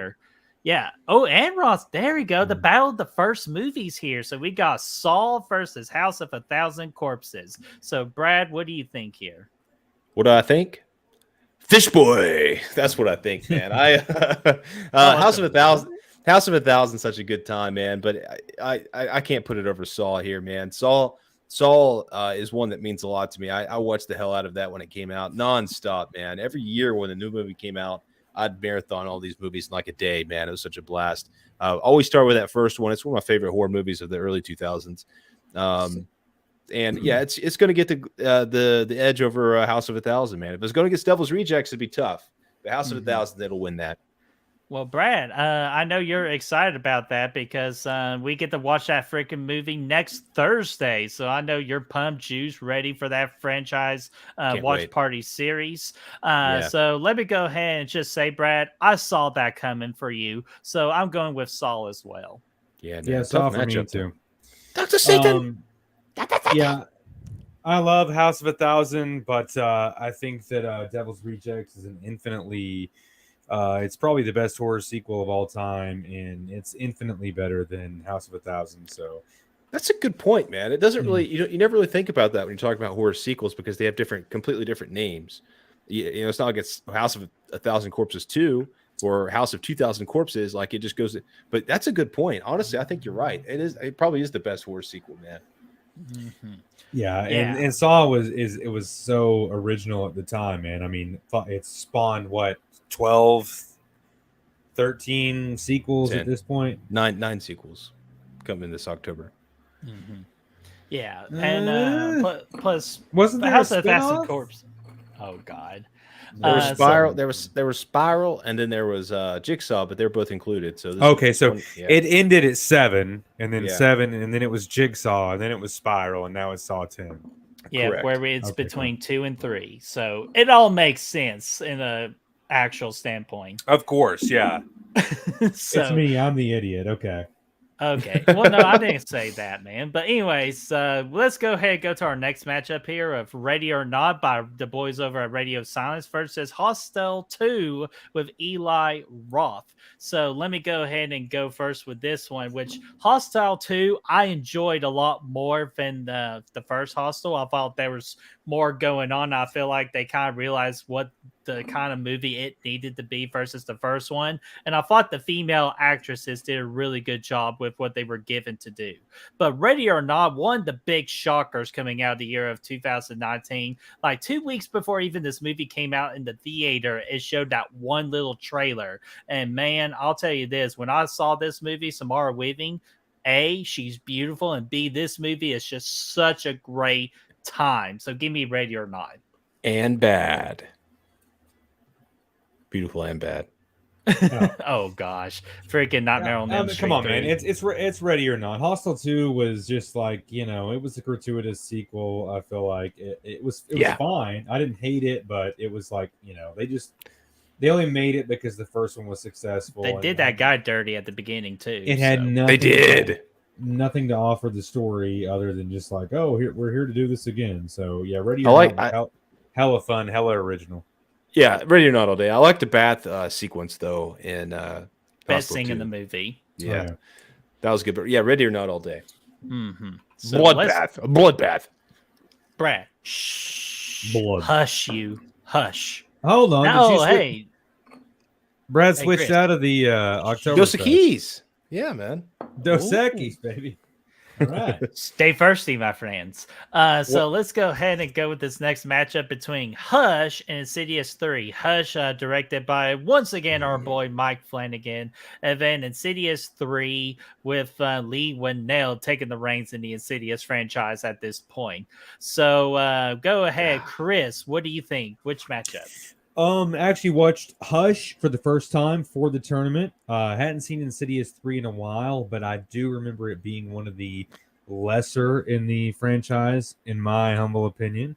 And I really liked Hush the same way that I'm not comparing them or saying they're the same. I just kind of liked it in the same vein that I liked Hush or Absentia. Excuse me. I thought they were both kind of more of a low key kind of story. So I'll take Hush, man. It does something more for me. Brad? I actually really enjoy Insidious 3, man. It's the first movie for Lee Winnell on his own. I found this to be a really creepy entry into the franchise, and they did a really good job kind of just doing their own thing after the Lamberts went away. But yeah, man, I Hush, Katie Siegel in Hush, man, she really carries the movie. She has to. She can't even talk in the movie. And she does such a good job carrying that thing, man. it's a movie I've only seen a couple times, but I think I'm gonna have to go with Hush too, man. It's super tense. They do such a good job of building tension in that movie. For being a very secluded with only a couple actors in it kind of deal, it works really well. So give me Hush. Man, God. So wait. So both of you went Hush? Hush, yeah, we did. Okay, thank goodness, because I couldn't pick between these two movies, so you made it easy for me. So I'm going to give the respect at least to Insidious 3, so I will vote Insidious 3. I actually really enjoy this movie. I feel like it's underappreciated in the franchise of Insidious. But Hush, I love the movie too. I think it's a first off, great setting. I love how they kind of stack the odds against our main protagonist, just kind of make her seem hopeless, and then she overcomes everything at the end of the day, and that's what I really enjoy about Hush. But just out of respect, I'm giving a vote to Insidious 3, but Hush gets to advance. Yeah. Oh, So let me put that right there. So Hush gets to go on, and then now let's go to our next round here of not next round, but next matchup. We're close to the next round. We got Don't Breathe versus Deliver Us from Evil. So Brad, who do you got there? And before that, Matt Fauci's in the chat. What's going on, man? Saying, what's going on, you amazing peeps? Love you guys. We love you too, you sexy son of a bitch. Hell yeah, dude. Thanks for stepping in. I have Don't Breathe in this one all day, man. Easy peasy. All right. Easy peasy, same thing. I'm not gonna I'm gonna vote Don't Breathe, and as Chris is making his decision, I'm not gonna breathe. Nope, it's same thing. Don't need to even talk about it. Thank you. Oh, wow. Really? Kate Yeah. Winslet held her breath for 7 minutes on the set of Avatar 2, so I don't want to hear it. And Tom Cruise is lit up about it, dude, because it freaking. I know, man. He's gonna recreate a scene just so he can do it again. He's like, damn you. So, all right, Oh, Don't we got Breathe. Don't Breathe gets to advance to the next round. So, oh boy, I'll go ahead and let you all know. I'm actually glad this worked out the way it did to end the first round of this tournament. Like, these to me are the two hardest matchups in the entire first round, in my opinion. So let's go ahead and go with the hardest one here. We got the Evil Dead remake from 2013 by Alexandra, Fede Alvarez. Fede Alvarez. Yeah, sorry. And then the Hills Have Eyes remake, and that's Alexandra Aja. So, man, dude, please tell me this is not my turn. It's your go, Birdie. Fuck. No, it's not. No, it's not. No, it is. Went on the, yeah. Didn't you go in the last one? Because Hush was decided before No, you went. Don't Yeah, Breathe no, first. no, Okay. no, you did. Was it my go? No, you did Don't Breathe first in the live for that one. So that means I have to go first. Yeah, Son you're of a right. bitch. I'm sorry. I don't want to go first. I'll be honest with you. I don't know. I legitimately, I really, all right, man, we're going to go ahead and go with my gut. And this might be recent biasm, but it's just the way that I'm feeling right now. So I'm going with Evil Dead 2013. That's just my gut reaction. But these movies are so damn equal. They are. It's tough. I enjoy both of them. However, Well, I shouldn't say that. I enjoy them both, but I really do enjoy Evil Dead. The 2013, it has its share of haters. I love the hell out of it. So this is an easy one for me. I'm going for what it's worth. I'd go with Hills Have Eyes here. I think it's one of the better horror remakes. Taking a very good story from Wes Craven, but honestly, kind of making it better. Even though it's the same story, it's just a little bit more brutal. But yeah, Evil Dead's fun too, man. Let's rock and roll with it. All right, so let's go ahead and go to the last matchup at the first round. And I have a feeling about this one, but we'll give it hell. So Hereditary, Ari Aster's most popular film in this tournament, against Rob Zombie's Halloween 2, very controversial film. So, Chris, you get to go first on this one. Who do you got? I really like Halloween 2. I want that to be said up front. Hereditary is all time, as the youngins say. So Hereditary for me. Give me. It starts with an H. I'll tell you that. It's going to start with an H here. What does it end with? It ends with. It ends with a vowel. Actually, I'm going to go with Halloween 2, Rob Zombie. Yeah. I'm gonna go. No, I'm gonna go with Rob Zombie's Halloween 2 here. I Wow. like Hereditary quite a bit, man, but I'm a sucker for Halloween, and this is one of my favorite Halloween movies, and I love it. Tyler Maine's fantastic, kicking ass, taking names. It's one of the Halloween movies that Grunting. he grunts, and I love that about him, man. He's grunting, Yeah. he's vicious, he's aggressive. I love all that. He's Hobo Myers, and he's here to stay. So give me Halloween 2. Hereditary, I love it, but I've only seen it 2-3 times. I've seen Halloween 2, 15, 20 times, man. And it's going to be one of the ones I keep watching. I love it. You got that damn theatrical version down there that I can't even get to. Hey, next time when you come down for Oppenheimer, we're going to boot it up. We'll fire it Yeah. up. Okay. I'll hold you to that. Man. I'm Brad? on the Thunderball that you owe me. Yeah, we'll double feature, man. But Brad, remember the Fright Fight tournament that we did last year with the greatest upset of all time? Of what do we have, Brad? The greatest upset of all time last year. What be Halloween? Friday the 13th Part 6. Yeah, Jason Lives, dude. Yeah, dude. I never Yeah. fought to this. I would think like that. It's the greatest upset that we will ever do on this channel's history until today. So let's go ahead and add more Celine Dion music in the future. We're going to go with the biggest upset ever. I don't care if we get cancer, whatever terminology you want. Rob Zombie's Halloween 2 is a fucking wow. cinematic masterpiece. I respect Hereditary 2, but if you're going to ask me which one I'm going to rewatch more, it's Halloween 2. So Rob Zombie's Halloween 2 with the biggest upset of all time. 15 takes down the 2. Drag it over, man. I'll give you this song. Hearts on fire. Big Love hurts. Drago! But All right, on to the man, next what level, a man. Let's fucking fucking go. what a secret turn of events right here.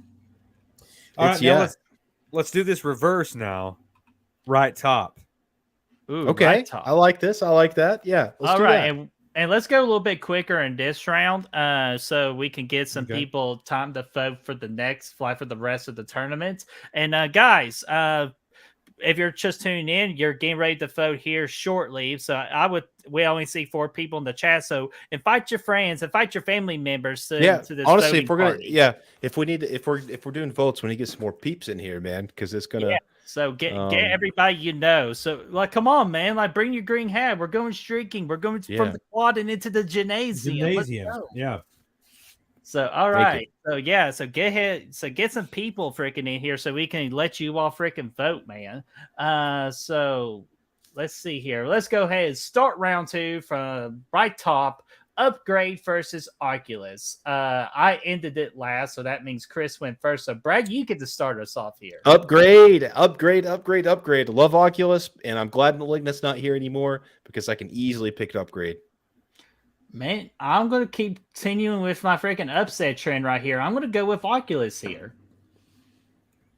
Hey, it's no contest for me, man. Upgrade is I in my figured. mind, yeah, is a superior movie, man. I'm sorry, but I really enjoyed it so much, and I liked it probably even better the second time I watched it. Same. honestly. Even knowing the twist at the end, I still liked it better, dude. I actually forgot about the ending, but the ending when I saw it, I was like, dude, are they doing this? I was like, hell yeah, they are. That was fantastic.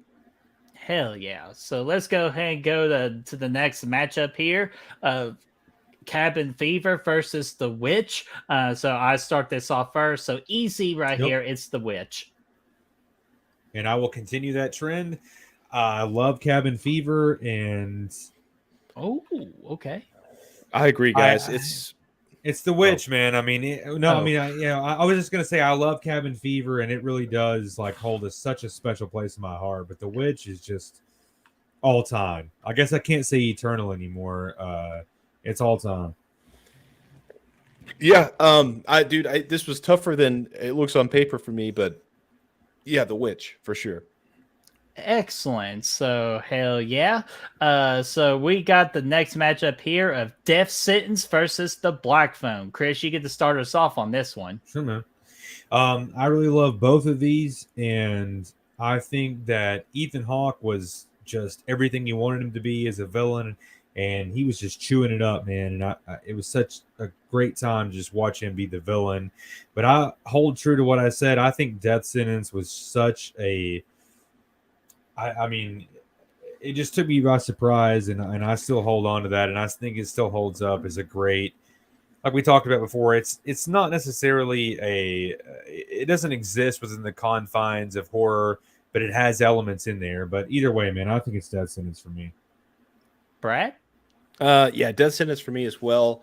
Like I said, man, I really enjoyed the Black Phone, but after a couple of rewatches, it's just I don't know. The Death Sentence just really it had more of an impact on me, I think, for sure. Damn, Death Sentence freaking writing that Cinderella story right now. I'll go ahead and give the vote to the Black Phone. But Death Sentence, I'll be honest with you, I'm not upset that it's in the Sweet 16. It obviously deserves it. This is probably one of the toughest sections of the bracket. I'm sitting here thinking about The Witch, and I'm like, dude, it's had one of the tougher runs to the Sweet 16 we've had in any of our tournaments. Like it's starting off with Halloween and then Cabin Fever. Yeah, easy. And now it's about to go up against the number 1 seed too, but we'll wait to save that for the next round here. So guys, get your thinking caps on in the chat to see who you want to vote for. And again, bring your friends because the more people, the better for the voting part of this stream. So let's go ahead and go with the Devil's Rejects versus the Invisible Man. So Brad, man, I know this one's going to be tough for you, but what do you got? It is tough. This is one of the tougher ones for me, probably in all of the bracket, like all rounds combined. But I can't go against Devil's Rejects at this point. Not yet. No, I can't do it. I love Invisible Man. It was my favorite movie of 2020. But Devil's Rejects, man, it's one of those movies. When I first watched it, I watched it probably 5 times that weekend. Man, I kept putting it on repeat. I love it, man. All right, man. I respect the Devil's Rejects, but man, rewatching The Invisible Man, I just totally forgot how great this movie is. And again, it's a shame because The Invisible Man was like the last movie before the Global Bastard kicked in. So I feel like that's why it lost kind of like its popular, or kind of it got lost in the shuffle. But this was my favorite movie of 2020 just during that time. I love this movie. I loved it even more on second watch. Invisible Man goes to the next round. So Chris, it's all up to you. Let me ask you this. Bert? I'm here. What the hell are you doing down here, man? Oh, I live here now. It's Devil's Rejects for me all day, man. I like I said before, I think it's one of the great sequels. It has one of the great endings, and there are a few parts of it that I could pick apart, and I do love The Invisible Man. I think it's phenomenal. Yeah. I just think that Devil's Rejects just kind of gets the edge for me. It's no slight on The Invisible Man. In a different matchup, it would have won all day. Devil's Rejects just holds a place in my heart. You know what I mean?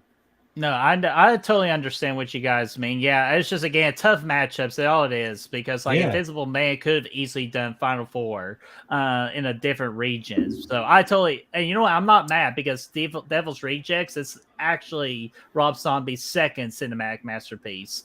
So Devil's Rejects gets to go to the next round in a very unique Sweet 16 matchup. So, all right, where are we going next, boys? Walking the line on this one, brother.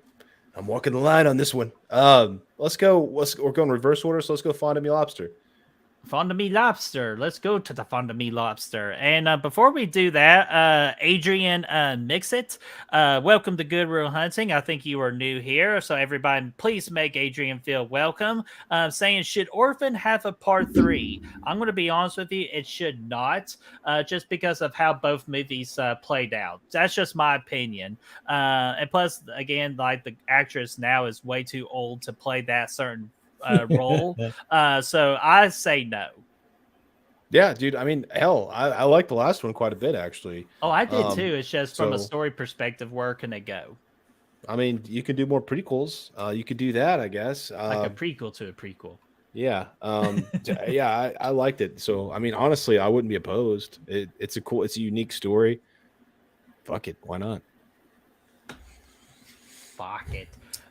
Chris, you have thought about that real quick before we go to the next matchup? No, I wasn't even paying attention. Let's go. All right, let's go ahead and do it because Chris has just fonded this lobster region right here. So let's see here. Who ended? Yeah, Chris ended it last, and It should be your go. The last one was Devil's Rejects, right? Yeah, Brad went first on that. Okay, yeah, so it's my It's your go. Here's the deal. Again, like you all said about the Lighthouse, fantastic acting by both Robert Pattinson and William Defoe. William Defoe. But man, again, it's just what's more entertaining and what makes me care about a movie more. I care about that freaking family Insidious, man. Rose Byrne and Patrick Wilson, I love them, and of course Lynn Shay. I go with Insidious, man, with an upset. All right. I'm on the opposite end of the fence. I love Of Insidious, but I just love the abstract and the artistic quality of the Lighthouse. I mean, and you guys already knew that. That speaks more to me than anything else. So I like the Lighthouse more. So Brad, it's up to you. Man, this is tough. I think I'm going to have to go with Insidious here, man. I don't want to. I love Lighthouse. First seed goes down. Yeah, I love the Lighthouse, man, but Insidious is just one of those things that I always go back to. It's one of my favorites. So why'd you spill your beans? Lighthouse Inferno you tonight. Yeah. I don't know what happened earlier, but yeah, Insidious for sure though. It's scary as hell, man. Give it to me. Hell yeah. So let's go ahead and go with the next matchup here. Very interesting, very tough matchup here with The Conjuring 2 versus The Guest. So Brad, go ahead, dude. Who do you got? Give me Conjuring 2 on this one, man. Again, like I said, there was I messed up. It was Chris. Okay. Still give me Conjuring 2. I've been keeping track of it. Give me The Guest, so it's up to you, Birdie. You're the deal breaker. Oh man. Again, I always say The Guest is very underrated. I think it's very well made. But man, The Conjuring 2 just to me is a great sequel to the original. They're all the same fucking movie. This is what bugs me. But you know what? I love what they do. So give me all the freaking movies in the world. So give me The Conjuring 2. It's still effective though. It is the exact same and plus another thing too is The Conjuring 2 was one of my first horror movie theater experiences. But you see how it ends up, like Insidious versus Conjuring 2. Like at the end of the day, it's still this. I mean, not exactly, but it's still the same. There's no, I don't know. That's just me. Sorry. No, and I understand that. But again, you love what you love. And I love just the kind of scare. James Wan, man. Hey, James Wan's no, he's a G. Yeah, dude, he's one of the absolute greats. But will he hold the title of his film being the great, being the best Malignant one? Ain't gonna be there. Malignant ain't gonna be there. But before this one, I noticed Adrian said, Adrian said that where did the comment go? Oh, how about Jennifer's Body? I'll go ahead and let you know, Adrian, we almost included that director into this tournament. It's just that unfortunately at that point we had enough movies to do the tournament, but we came very close to picking I believe his name is Karen into this tournament. We came very close. Yeah, we did. Yeah, I can't see the comments either, Brad. Why is that? Yeah, I can't see. I haven't seen a comment since 9:19. Yeah, it's been about 20 minutes since I've seen a comment. Shoot, they're all there.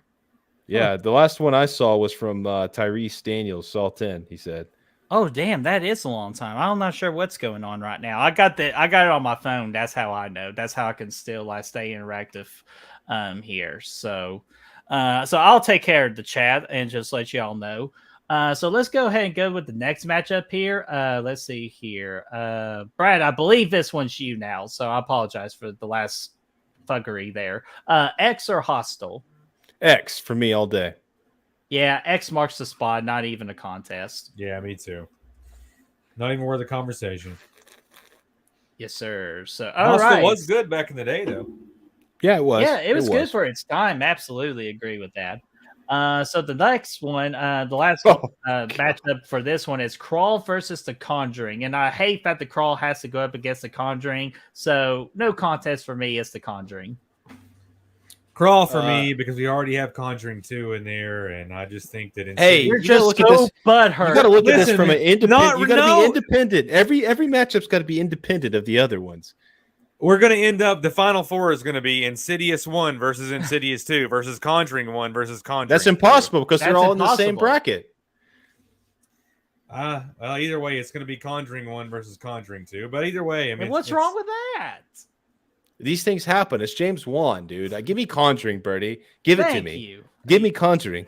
somebody Give it in the damn getting chat my back one. me up. Birdie, go left top. Left top, you got it, boss. All right, let's see here. Let's go, man. All right, there it goes. So we're gonna go left top here. Let's see here. All right, left top. Here we go, and we're gonna go ahead and go. Wait, oh no, Brad went last, so that means I went first. So Chris, you get to go first in this one. So Get Out or Absentia. Oh, it's Get Out, man. I appreciate Absentia, but Get Out was kind of singular. I feel like it was a very good debut for Jordan Peele, and I really did like it, and I think that it was kind of culturally important. So I'll go Get Out. Yeah, it's all time, and it's probably. I mean, I don't know this for sure, but just guessing, I'm sure it's the only movie on this list that was nominated for the Best Picture Oscar, and it actually quite deserved it. I mean, honestly, yeah. Jordan Peele won Best Original Screenplay the Oscars, so Yeah, it's probably the only Oscar winner in this bunch. Absolutely. And well deserved. It's a really well made movie. In this movie, you have Jordan Peele's like directorial skills, from setting up shots and everything like that, with some really clever writing. Did I say lighting? Yeah, lighting. Really clever writing in this movie as well. Yeah. It all kind of works together. So Get Out for sure. And Yeah, Caleb Landry Jones was properly creepy. I thought he was really great. Yeah, Mhm. but Daniel DeLuca here was fantastic. Kaluuya. Daniel Kaluuya. Yeah. Oh, hey, there's Daniel I think- Kaluuya. Nope. But no, it's easy. It's Get Out, and I'll go ahead and throw in the fun fact about this tournament. Get Out, obviously, the #1 overall seed in this tournament. Yeah, I could. Yeah, absolutely. Yeah. So, all right. So let's go ahead and go to the next one. Brad, you get to kick off this matchup here. A very interesting matchup with No, it was an easy one. Midsommar versus Nope. So what do you got, Brad? Samar. I just watched Nope for the first time today. I liked it. It was okay. Like I said earlier, really well made. It looks beautiful, but Midsommar, it's going to win this one for sure, man. That's the first. Midsommar is the first time I had popcorn and jalapenos together, so it holds a near. I hold it near to my heart. Oh, If God. nothing else, you get that experience out of it. Yeah. Yeah, I get to experience the pushing and the pee boot on the freaking dessert. Yeah, very good movie to experience first time things with. So This I'll is it, go ahead yeah. and say this. I'm going to say Nope to Nope. I'm easily going with Midsommar on this one. Yeah, it's Midsummer for me too, man. So alrighty, let me go ahead and just move it. Ooh, damn! What a fucking matchup that's going to be. That is What going to a be tough. damn matchup. So, all right, let's go with the next one. Speaking of freaking matchups, this one's a tough matchup too. We got House of the Devil versus Scream 6. And I believe, let's see here. Brad, you just did, Nope, in Midsummer, so I think it's yours, Birdie. yeah, it is mine. Okay. House of the Devil, again, I'm glad I finally got to this movie. I think it's really damn fun. And, just such a unique style, like making it feel like the 70s for it being a early 2010s movie. So very impressive work by Ty West. But damn it, I had so much fun with Scream 6. They executed the New York environment to a perfection. So Scream 6 for me. I'm on the opposite end of the scale. I mean, and to be fair, I did love Scream 6, and I thought they brought something back to the franchise that it was desperately missing, and there was an originality to it. However, at the end of the day, it is still Scream 6. So it's the sixth installment in the franchise, and I think The House of the Devil is one of one. It's very original, and there's nothing else quite like it. So I'll go House of the Devil. Brad, it's up to you. I have to agree with Chris on this one. I like the originality of House of the Devil, man. I Scream 6 is great. I think it's still my favorite horror movie of the year so far. absolutely loved it. It was a great time. But House of the Devil, man, I just remember being kind of blown away by it when I watched it. So I'm gonna have to go with that. Alrighty, so let's go ahead and put the House of the Devil with an upset victory. Breaks my scream heart, but you know what? That's okay. So House of the Devil gets an advance here. So let's go ahead and break my heart even more here because I already know the inevitable is here. So we got Your Next versus Doctor Sleep. So this is, let's see here. Brett went last, so I get to go first here. No, actually, that doesn't make sense. Chris would go first. Yeah, Chris goes first. Okay. Okay. Yeah, man, and you're right. This is a heartbreaker because I really do love Your Next, and I know I made the joke earlier, but I really do love Sharni Vincent, and I love that movie to pieces. But Doctor Sleep is probably one of the best adaptations that I've seen, and I think that it's just a great flick. So I have to go Doctor Sleep, man. I'm sorry. Yes, you said it. Doctor Sleep is by far of the movies I've watched and the books that I've read. Doctor Sleep is the best adaptation I've ever seen. Mike Flanagan really nails it, man. Adapting because I'm reading the book Doctor Sleep now. Actually, I haven't quite finished it, but it's so true to the source material. Yet the scenes that Mike Flanagan adds make the scenes better that he's doing that were in the book. So he actually adds to it with some of the scenes, some of the dialogue he does. Mike Flanagan's so good at doing monologues, and he adds a couple really great sequences in this movie that really does a great job. And I think he did such a casting Alex Esso as Wendy was phenomenal, and the guy that he got to come in as Dick, and the casting of Ewan McGregor, the characters. And Ferg as Rose the Hat was phenomenal. Henry Thomas. Henry Thomas was great. The casting is outstanding. Yeah. Watching, so I've actually I reread The Shining and I went right into Doctor Sleep. And when I read The Shining, I couldn't picture Jack Nicholson at all as Jack Torrance. Like I just couldn't do it. I could do Wendy okay, and the other guy's Danny. That was fine.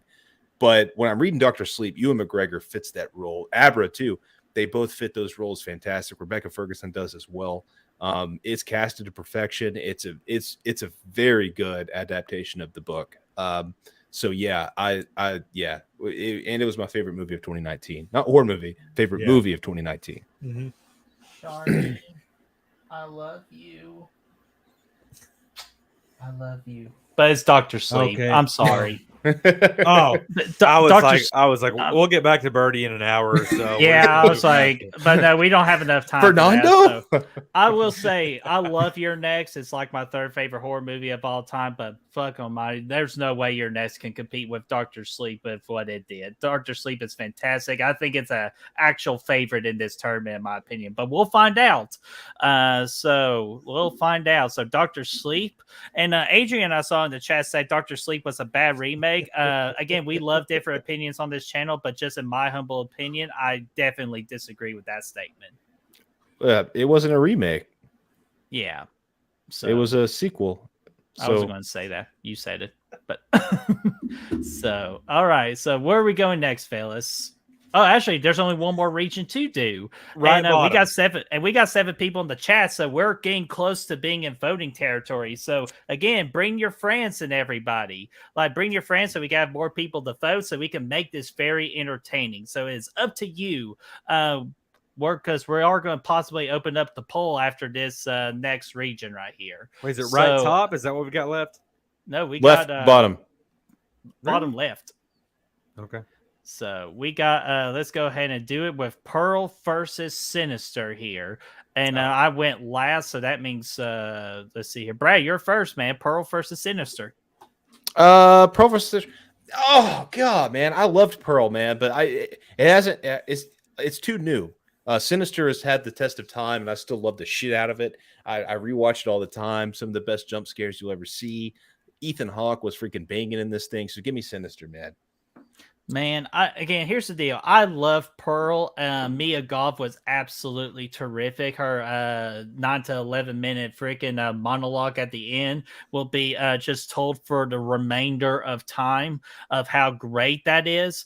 But it's just the thing is, that's all. It's pretty much a Mia Goth pretty much show in a way. But with Sinister, there's a lot more going with it, with its tone, atmosphere, scares, Ethan Hawke, the Bagul. Like, there's just so much that movie offers more than what Pearl does. So in my surprisement, I'm going to go with Sinister. Yeah, me too, man. It's a 3 for 3. Ooh, a surprising 3 for 3. So another 1 seed goes Not down. really. I mean, I think Pearl was really great. The performances were great, but the story, I expected a lot more from it. In the vein of X. If X was phenomenal, and Pearl was performance wise great, but story wise, narratively, dog shit. So yeah, Sinister all day. Alrighty, and I'm not sure what's going on with the chat, guys, or on our StreamYard right now, but I still got the chat going, Brad. So for $2 super chat is going to come from Adrian, Brad. So before you play the clip, I know you're getting ready to play it, and it'll be kind of fitting with this one. But Adrian says for $2, the best horror movie was Titanic. Technically, he's not wrong. So, Brad, go ahead and play the clip. Titanic 666, man. It's free on Tubi. Let me hit it, man. Because I just happen to have 2 20s and 2 10s right here in my wallet. I was afraid they were going to be there till next April. So there you go. So, Adrian, thank you so much for the $2 super chat. We appreciate it. Yuck. So let's go ahead and go to the next matchup here. Dude, what a freaking matchup we got here. We got freaking Saul versus Ready or Not. And this starts with me, unfortunately. But damn, dude, this one's so tough. This one can go either way, in my opinion. So I'm going to do what I did earlier in a tough situation. Is just going to go with my first gut reaction. And my first gut reaction is Ready or Not. Ooh. Okay. Interesting. Seconded. I think Ready or Not surprised me a little bit more than Saw did, even though it was way back in the day. Yeah, man. I mean, Saw, I remember watching this in the theater with my buddies, and we were like, what the fuck at the end of it? But Ready or Not, Samara Weaving, everybody blowing up at the end. Man, everybody blow. I'm surprised because I'm all for Saul here, man. Really? Oh, I know you. Yeah. I love Ready or Not, man. Like, it's one of my favorites of 2019 as well. Or was it 20? It was 29. No, 2021. Oh, it was more recent than that. No, Ready or Not was 2019. We're going to have to speed it up, boys. Dang, I'm down to my last beer. Okay. Well, that's your damn fault. Yeah, you should have That's become your more fault, prepared buddy. than that. No.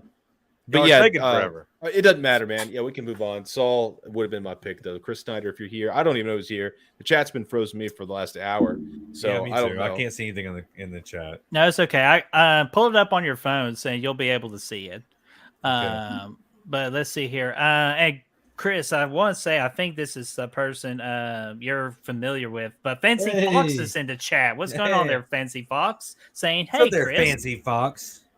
Hey, and then Rick Bolden's here. What's going on, Rick Bolden? Say, I got a 24 with your name on it. Ruh-roh. Hey. Hopefully that's alcohol related. Nice. So 24 let's go ahead. pack with our names on it, fellas. Yeah. So let's go with the next matchup here. We got Hush versus Don't Breathe. Chris, you get to go first on this one. Oh, good. I'm gonna go with Don't Breathe Okay. on that Right. one. Yeah, I mean Hush was fine, but Don't Breathe, whatever. Don't Breathe for me as well. I loved Hush, but Don't Breathe is one of those that I continue to revisit. That and not It Follows, but Lights Out. They came out the same year. I always go back and watch those two movies quite a bit. Don't Breathe, Also, I really enjoy. Don't Breathe. I'm thinking about the right one, right? The That's blonde the Turkey guy. Baster one. Yeah, Yeah. Yeah, okay, Stephen let's say Lang Turkey and Baster, yeah. that blonde girl Turkey who was Baster, awesome. Yeah. Yeah, love the hell out of it, man. Yeah. Give me Don't Oh Breathe. my god, I'm gonna get my heart broken on this last one. Let's go. Oh my god, I know, man, dude. Oh shit, Evil Dead versus Halloween 2. Rob Zombie's Halloween 2. Brad, go ahead. I'm glad you're voting first. This one's easier for me than the last one on both accounts. Both matchups, 7-10, 2-15. Halloween 2 all day. Evil Dead, yeah, Halloween 2 smokes Evil Dead 2 for me. or Evil Dead for me. Chris already knows where this is fucking going, so I'm gonna go ahead and just buzz his balls. Rob Zombie's Halloween 2. Again, it's a fucking cinematic masterpiece from Rob Zombie. I love it because it's just so damn original.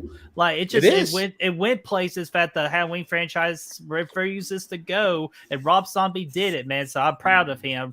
Rob Zombie's Halloween 2, 15 seed advances to the Sweet 16. For a franchise movie, it's the most original thing we've seen since Jason Goes to Hell.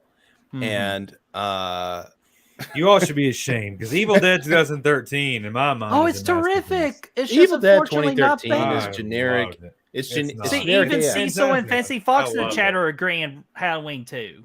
Yeah, it's just Evil Dead's just generic. Who said I that? like it. I have to go back and check the chat. Well, there you damn go. it. So we got 8 people in the chat. So Brad, I feel comfortable and leaving it to them. No with the way. poll. I'm good with that, man. If there's 8 people in here, that's fine. All right, guys. all So right. get your voting fingertips ready. And how we're going to do this is Brad, do you got a stopwatch with you? Yeah, let me whip it out. Yeah. For this upcoming round with the Sweet 16, we're going to give you guys, I would think, 90 seconds to vote. Let's do Okay. like 90 seconds is good. Nice. I think 90 seconds is good. Final Four For and 8 people, championship yeah, will we're make rocking. it 2 minutes. Yeah. So now this is voting. Oh, Again, shit. if you know people, bring them in because the more people, the more votes, the better fun we're going to have with this. So this one is pretty much out of our hands now, unless if we're going to decide like a tiebreaker or something. If there's not enough votes or a vote is a tie or something. So let's go ahead and where do y'all want to start this region? Top right. Right top. Right. Or right top. Right. Yeah. So, all right. So, watch the. You're gonna all have to tell me the matchups too here, but I got this first one. Who wins? And that's going to be between Upgrade and the Which? Wit. And Man. Brad, go ahead and man, you let me know when you're ready. I'm ready, dude. Let's pull it up. All right. Here we go. Go. There we go. All right. Timer started. This is Okay, tough, Brett. man, to see how far we've gotten. I'm actually kind of glad I didn't have to decide between these 2 movies though, because this was a tough matchup. Actually, I think. I mean, for me, I don't know if. I mean, our opinion doesn't matter shit here, but I think it's probably The Witch for me. Yeah. What do you boys say? Okay. I would I definitely the Witch. Like if I Okay. freaking voted Oculus, I'm going to vote for the Witch. I would go with The Witch here too, I think. But I fucking love Upgrade, man. Wasn't it Upgrade was great? fun. Wasn't it fantastic, especially the second time? Those action sequences, everything. It was better. Even when you knew the twist at the end of it. Yeah, I love the hell out of it, man. You know what? It kind of reminds me of. I mean, and it is essentially Venom. Yeah, it is. It is. It's Venom. Venom, just with a different, in a different setup. 30 seconds left to vote, everybody. It's Yeah, one of the 30 better AI seconds, movies. and right now only 4 people voted. I see 11 people in the chat, so we need about 7 more people to get their votes in. Yeah, And vote it up, Chester, man. welcome back, buddy. I know you've been in Dave's stream, but we're glad to have you back. But yeah, dude, it's one of the better AI movies that I've seen, man. It's so damn good. But yeah, The Witch, man, it's just there's a reason why I've seen The Witch as many times as I have, man. It's absolutely outstanding. It's been a minute and a half, Birdie, depending on how many people have voted. If we need to give Still 4 votes, 50-50. So let's give it a couple more. Let's just say maybe another Damn 30 seconds, and the next vote will get the win. Someone vote for The Witch. somebody vote for The Witch. And if Somebody not, vote then for we'll the The Witch. consider V-Bitch, our baby. If 2 not, we'll V. consider our vote for the win.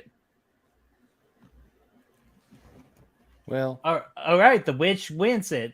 We got 1 more person that voted, so we are going to go with the Witch for the win. yes, I like that, man. That's a good win for The Witch, the Vivitch. Okay.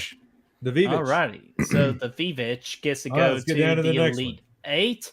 And so our next matchup is going to be between Death Sentence versus the Devil's Rejects. This one's going to be a fun. This one's going to be a fun poll. Ready for the? You let me know when you're ready Not for the yet. timer, Bird. Not yet. Who? I hate this, man, because I love Devil's Rejects, but If the space bar will Death work Sentence for me. is a banger too.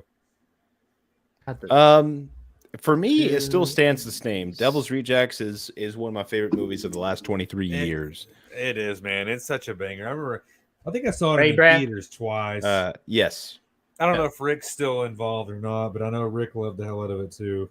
Yeah, Rick says Devil's Rejects, 100%. Yeah, that's what I thought. Yeah. And the poll's available, guys. So vote. Yeah, like you saw a couple times the I didn't see it until probably 2009. That's when I saw. I double watched The House of a Thousand Corpses and this right after it. And then, like I said, man, dude, I was obsessed with this movie for like a week, dude. I watched it like 10 times. I watched a documentary with Rob Zombie. I watched the making of with Rob Zombie. There's like a 4-hour freaking special features thing he did for this documentary he did essentially. Yeah. That was fantastic. I remember seeing the House of a Thousand, and I was horrified that this was going to be like House of a Thousand, which was like, I mean, it's rightfully scary, but it wasn't that great of a movie. And then we went to go watch this one, and I was like, man, this is fun. This is right. This movie's fun, And the pacing is so good. Yeah, and it's just a lot of fun to watch. And I'll never forget, and we were like in high school, and it was me and Rick and another buddy go see this, and the guy that we go see it with is like in the middle of this existential crisis of like, am I a Christian or am I not? And so we went to go watch it with him, and he's like, oh my God, yeah. Bro, I'll go ahead and end it. It's not even close. Hell yeah. Tell me it's Devil's Rejects. Well, because everybody's going to get corn dogs, man, because Rick Bolton says, I got some of that Dr. Corn Dogs beef jerky. Jerky you want. Yeah, so we all get jerky. The Devil's Rejects, 5 votes, 100%. I used to be on that pit crew down in North Carolina, But man, we don't even have corn dogs. I got that Dr. Corn Dogs beef jerky you wanted. Roy, help. So Devil's Rejects gets to go to the Elite 8. Mostly call me chicken food. We need to get that clip. Can we get that clip in here too, just to drop it in? You saying I could cut the head off a chicken? I could fuck a chicken and go Brad, so you're telling me that that clip made the list? You just made the list.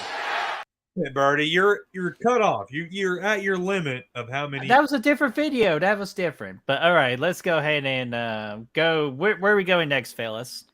Left bottom. Left bottom. Yeah, let's keep it crazy. All right, left bottom. So let's go to left bottom here. We got Sinister versus Ready or Not. Let me get that poll ready.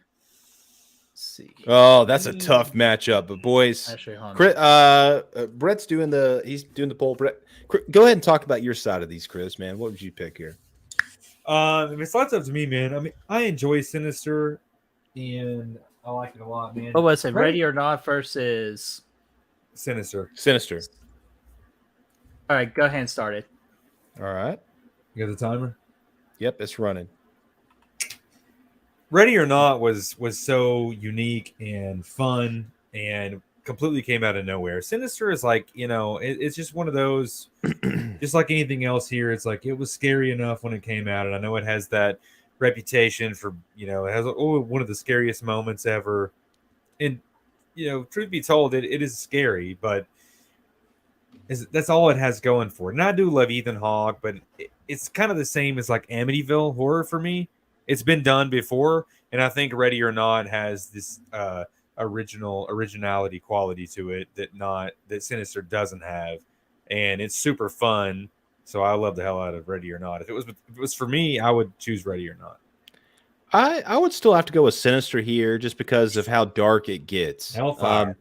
Well, it's just like it's dark, man. You get all these snuff films, right? And the way those are shot is super creepy. You see it kind of come back in the Black Phone with like the intro and stuff, and the music in the Sinister too is so well done. It's so creepy that soundtrack will scare the hell out of you. It just the opening menu for the DVD used to creep the hell out of me. But I just remember watching it. Honestly, it kind of takes like, I kind of wish it wasn't supernatural, like with Bagul. Like Bagul was scary though, but like whenever it starts out and they're investigating these murders, just that alone, those snuff films, they were terrifying, man. seeing that first person view of the killer doing their thing. It's been a minute 40, Birdie. We've elapsed time. All right, But and we do got a winner. all right, what do we got? We And got. go ahead and pick yours too, Birdie. I want to hear what you have to say. Oh no, my prediction won the poll, so it's going to be ready or not that gets the win. Okay, Shit, I can respect that. That was one of the tougher matchups, so I can respect that. Mm-hmm. And I agree with what both of you said too. So, oh god, here we go. This is probably where Brad or Cinderella's story ends, but we'll see. So, man, let's see here. All right, guys. Next one. Who wins? Rob Zombie's Halloween 2 or Don't Breathe. Yes, you. Let me know when you're ready. I am ready. And Brett, why don't you go first this time? Because I know we kind of. Oh no, that's okay. But I'll just be freaking honest with you guys. Don't Breathe, excellent movie, but again, it's not one I revisit that often, even though I need to revisit it.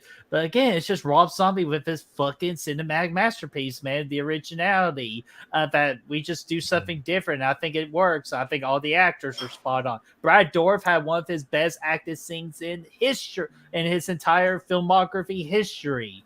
In that movie as well. So Rob Zombie, Halloween 2. I'm sorry, but no contest. Brad, are you busting out another Oktoberfest? Yeah, because we're talking Halloween. You dog, you. Yeah. I still my pick. I'm gonna choose Evil Dead 2013. It should have made it here. But no, if it was in another part of the bracket.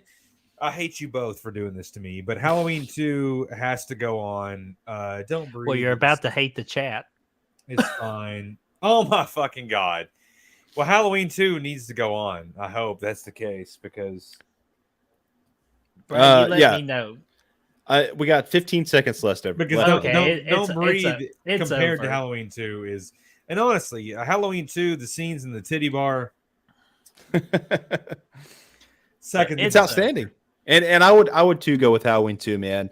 I love Don't Breathe, but again, this is one of my favorite Halloween movies, and Halloween's my favorite horror franchise. So give it. But that sets up a good debate for the next round because that's a doozy.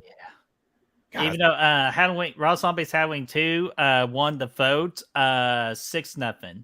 Just damn. All right. So we got some Rob Zombie Halloween 2 fans in the chat. And I also see Brooke and Russell just joined us. What's going on there, Brooke and Russell? Hopefully y'all are doing well. And y'all got your voting fingers ready because we're going to need your help. Yeah, dude. Thanks for keeping up with the chat because it's still frozen on our end, man. Yeah, I don't know what's going on. I don't want y'all to hit refresh and mess anything up. So where do y'all want to go now? Y'all want to go to the right. Right bottom? Yeah.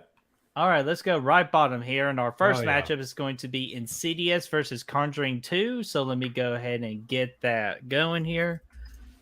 Chris, while he's working on that, why don't you take this one, man, first time? Yeah, no problem. I would have chosen The Lighthouse or The Guest for what it's worth. But we are where we are, so I say Insidious over Conjuring 2. I would concur just because, like you said. Go. Okay, we are going. I would concur because what you said in the last round, Conjuring 2, as much as I really enjoy the movie, it is the exact same movie as Conjuring 2. Like if you take the beats of it's like Top Gun and Top Gun 2. If you take the beats of it, it's the same story. It's just a different setting, a different characters, and some different things happen. But the same things pop up like throughout the movie. Like you get the random little toy that acts like the Crooked Man. It's still enjoyable, but in the terms of something like this, like how many of those can we have? Because Insidious is essentially Conjuring 2, which is essentially Conjuring, which is essentially Conjuring 3. So it's like if you copy and pasted a design onto a different page, and then you kept all the same things, but you just changed the logos. Is basically what happens here. You get the opening with the Warrens investigating another case that moves on to another family. Then you get this one take. Even the shots are the same. You get this one take shot of them in their house that's going through their apartment and all this stuff. And then you get some scares. The Warrens get involved. And then, you get some side conflicts that arise. And then Like it all just happens that way. So I'll give the originality cue here to the Insidious movie. That's a shame that we didn't start using the audience one level Brad, where are we back, at? because Rick would have definitely helped 10 me get seconds. the Lighthouse to the next level. All right, just let me know when that ends because it's close. Done. 1:30. All right, with that one last sneaky little vote that came in, so it's 4-3. Insidious beats The Conjuring 2. And I was going to vote Conjuring 2 to Chris's surprisement, but Wow. I'm not mad about Insidious, though. It's a good bet, man. James Wan is still moving on. Yeah. And Bert likes flan. Oh, man. Hey, what round 2 with The Conjuring here, but we got the original Conjuring versus X. So, guys in the chat, you all know my love. Don't let me down. Rick said Lighthouse is the worst movie on the board.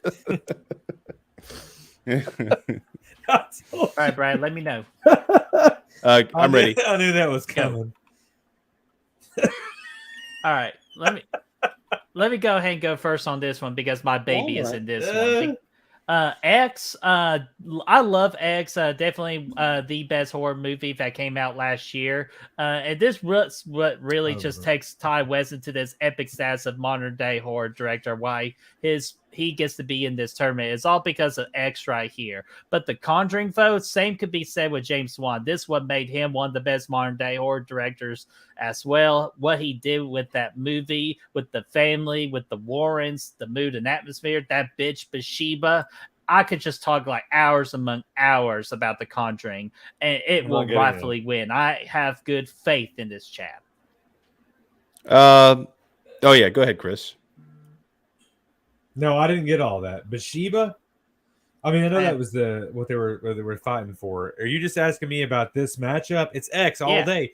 We already had a damn Conjuring 2. 30 we seconds. already have Insidious up there. We don't need all that bullshit. X is phenomenal. Let's rock X. Okay. I would actually go with The Conjuring here, man. It's one of those movies, though. It was iconic when it came out. That and Insidious owned the 2010s. Like, honestly, and I think it's you're gonna have The so. Conjuring go against Insidious. They are. I think that's. Honestly, they're the same movie. But if you're gonna take the horror movies of 2010s, I think that 130 is up. If you're gonna take the movies of the 2010s, I think that's a very likely outcome that they're going to be the finals. Honestly. Again, rightfully so. James Wan, we trust. Wow, that's crazy to me, bro. But you know what? It's the same fucking movie. It is the same movie.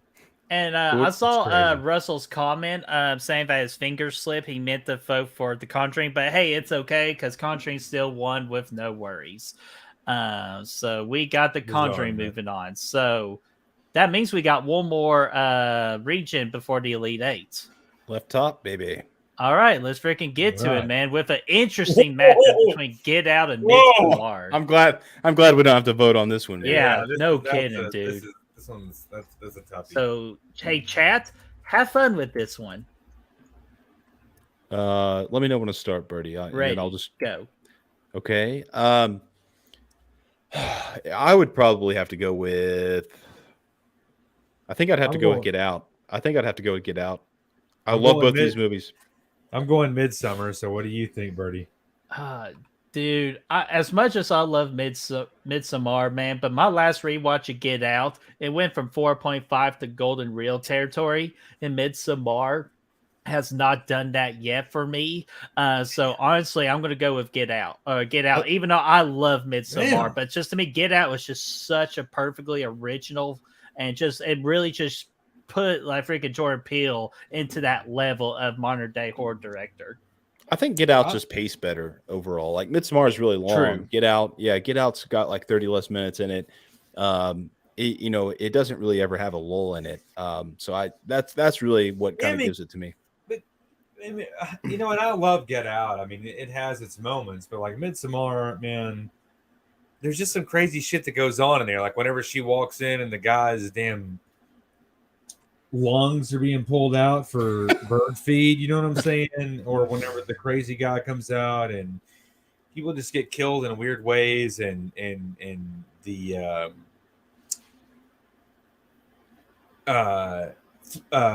Yeah, Florence Pugh. 5 seconds. The way that Florence It's Pugh not even close. It's over. Yeah, Florence Pugh is great. Is great in it from top to bottom. You can say that again. I know, and Not I the love line or Florence anybody? Pugh too. But Really? Daniel Kaluuya, Fuck! I really thought it was get out, Midsummer. get out, Damn. dominated. Wow. God, So- I'm in such the minority of all these. Chris's hopes and dreams are getting crushed in this stream. Yeah, right now. dude, this is not for me at all.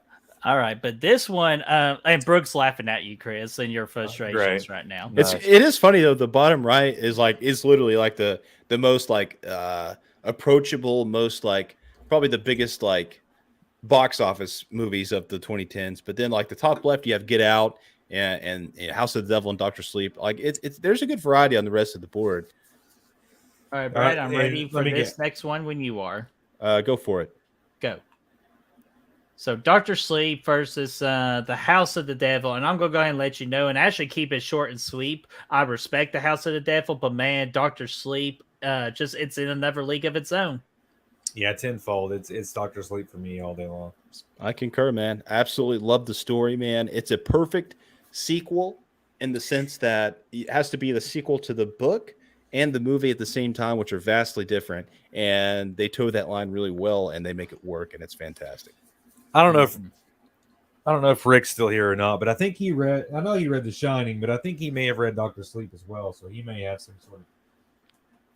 Yeah, Rick, I was telling the fellas earlier, dude. Doctor Sleep is one of the best, most truest adaptations that I've seen, and the additions that they made in the movie actually are they make the story even better. So it's like usually the book's better tenfold, but in this sense, the stuff that Mike Flanagan wrote in and added in, it actually adds more to the story, which is fantastic. Mm-hmm. Yeah, I still think you got a lot more detail in the novel, of course, and overall the book may be better, but what he was able to add to actually really added to it. There's 15 seconds left, BrettMan. And, I thought he read Rick's- Doctor Sleep, but I can't remember. No, Rick says the book is way scarier than the movie, but both are good. That's what Rick said. Yeah. But Brad, we I thought good? so, yeah. 5 seconds. All right, we good. And Chester, it's okay because that didn't make the difference. So Doctor Sleep gets to advance into the Elite Eight. Nice. Woo-hoo! So man, we got an epic Elite Eight going on here. So we're still going to let you all continue to vote because I do see the voting numbers go between 6 and 7. I think that's plenty enough to decide some voting material. So let's go ahead and go into the Elite Eight. And just know, guys, invite your friends and family because the more people we have to vote, the more entertaining this stream will be. So where do y'all want to go next, fellas? Bottom right.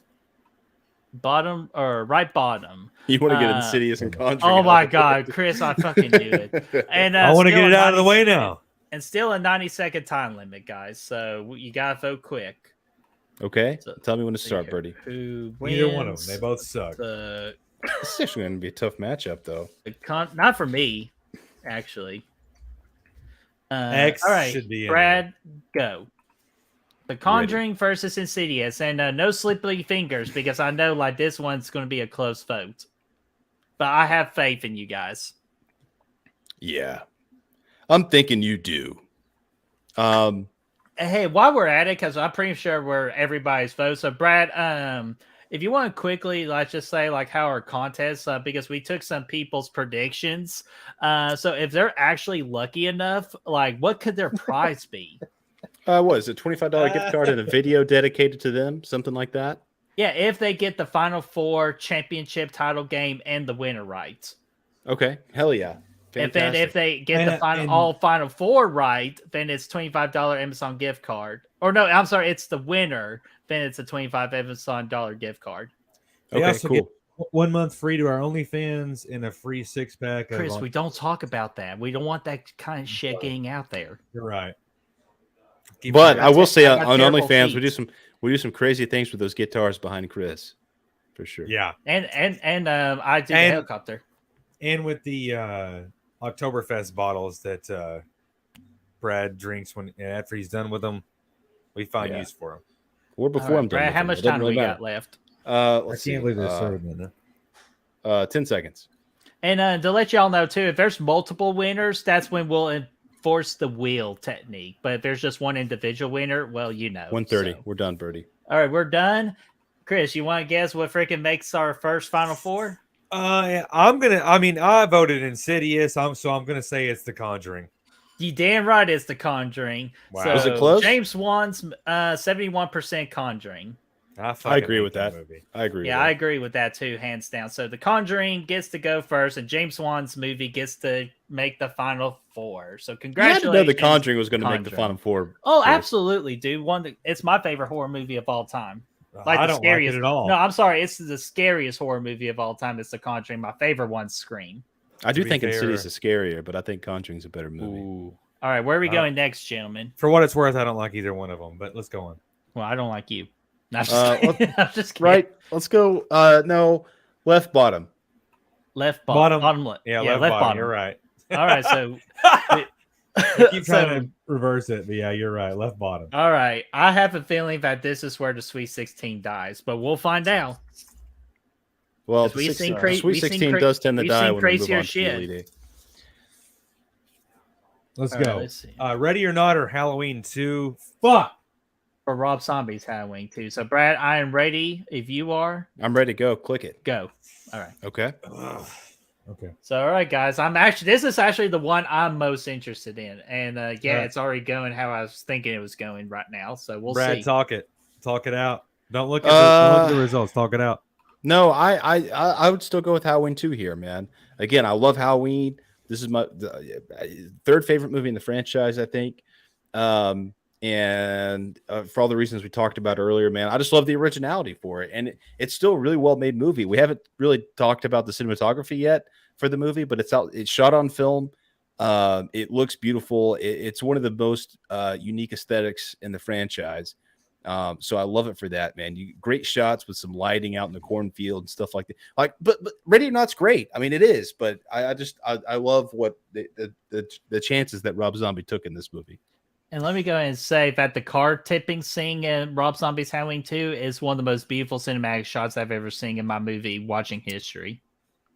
Yeah, And it was I fantastic. love everything about Halloween 2. And I agree with everything you all said, but we're talking about originality here, and we're also talking about the 7th installment in the franchise versus something that was completely original and no one had ever seen or thought of before in Ready or Not, which was expertly directed and acted. So I give it to Ready or Not. 1,000 Technically, times over. technically, it was the 10th movie in the franchise, but it was the second movie in okay. Rob Zombie's version. Okay, And it was that's what I'm completely saying. Brad, True. how much time? Let me check the timer. We're done, actually. All right. Well, I'm glad the poll decided to vote because, out of all honesty, I was actually going to vote for Ready or Not. So good for you, Chad, with 83%. In a shocking turn of events, 15 seed Rob Zombie's Halloween 2 gets to go to the Final Four. This is the farthest the 15 seed has ever made it in any tournament. Only on Good Will Hunting. Wait you a get to see this second. kind of shit. What was the seed on Raising Arizona? It wasn't 15. 9. It was like in the middle. Oh, is it 9? Chris, Okay. Brett knows it's he dreams about it Yeah. every night, dude. It's my No, worst nightmare. you know, but you know what? that was Karma his- is a bitch. That was his worst nightmare, and this is mine because I, know, don't like Karma any. is a bitch. I don't like any of the movies that are left, so this is all going to be horrible for me. Well, okay. You know what? Just because you said that, we're gonna go top or right top, or Let's do that. left top, Left top. Left top's all it's left. Because Okay. you lied right there. Because we got these two fantastic movies right here, and this Okay. is our actually only 1 versus 2 matchup right here. Ooh, Okay. interesting. Okay. So You tell me when this to go, one's Birdie. going to be an interesting poll right here. So who wins, guys? Who wins?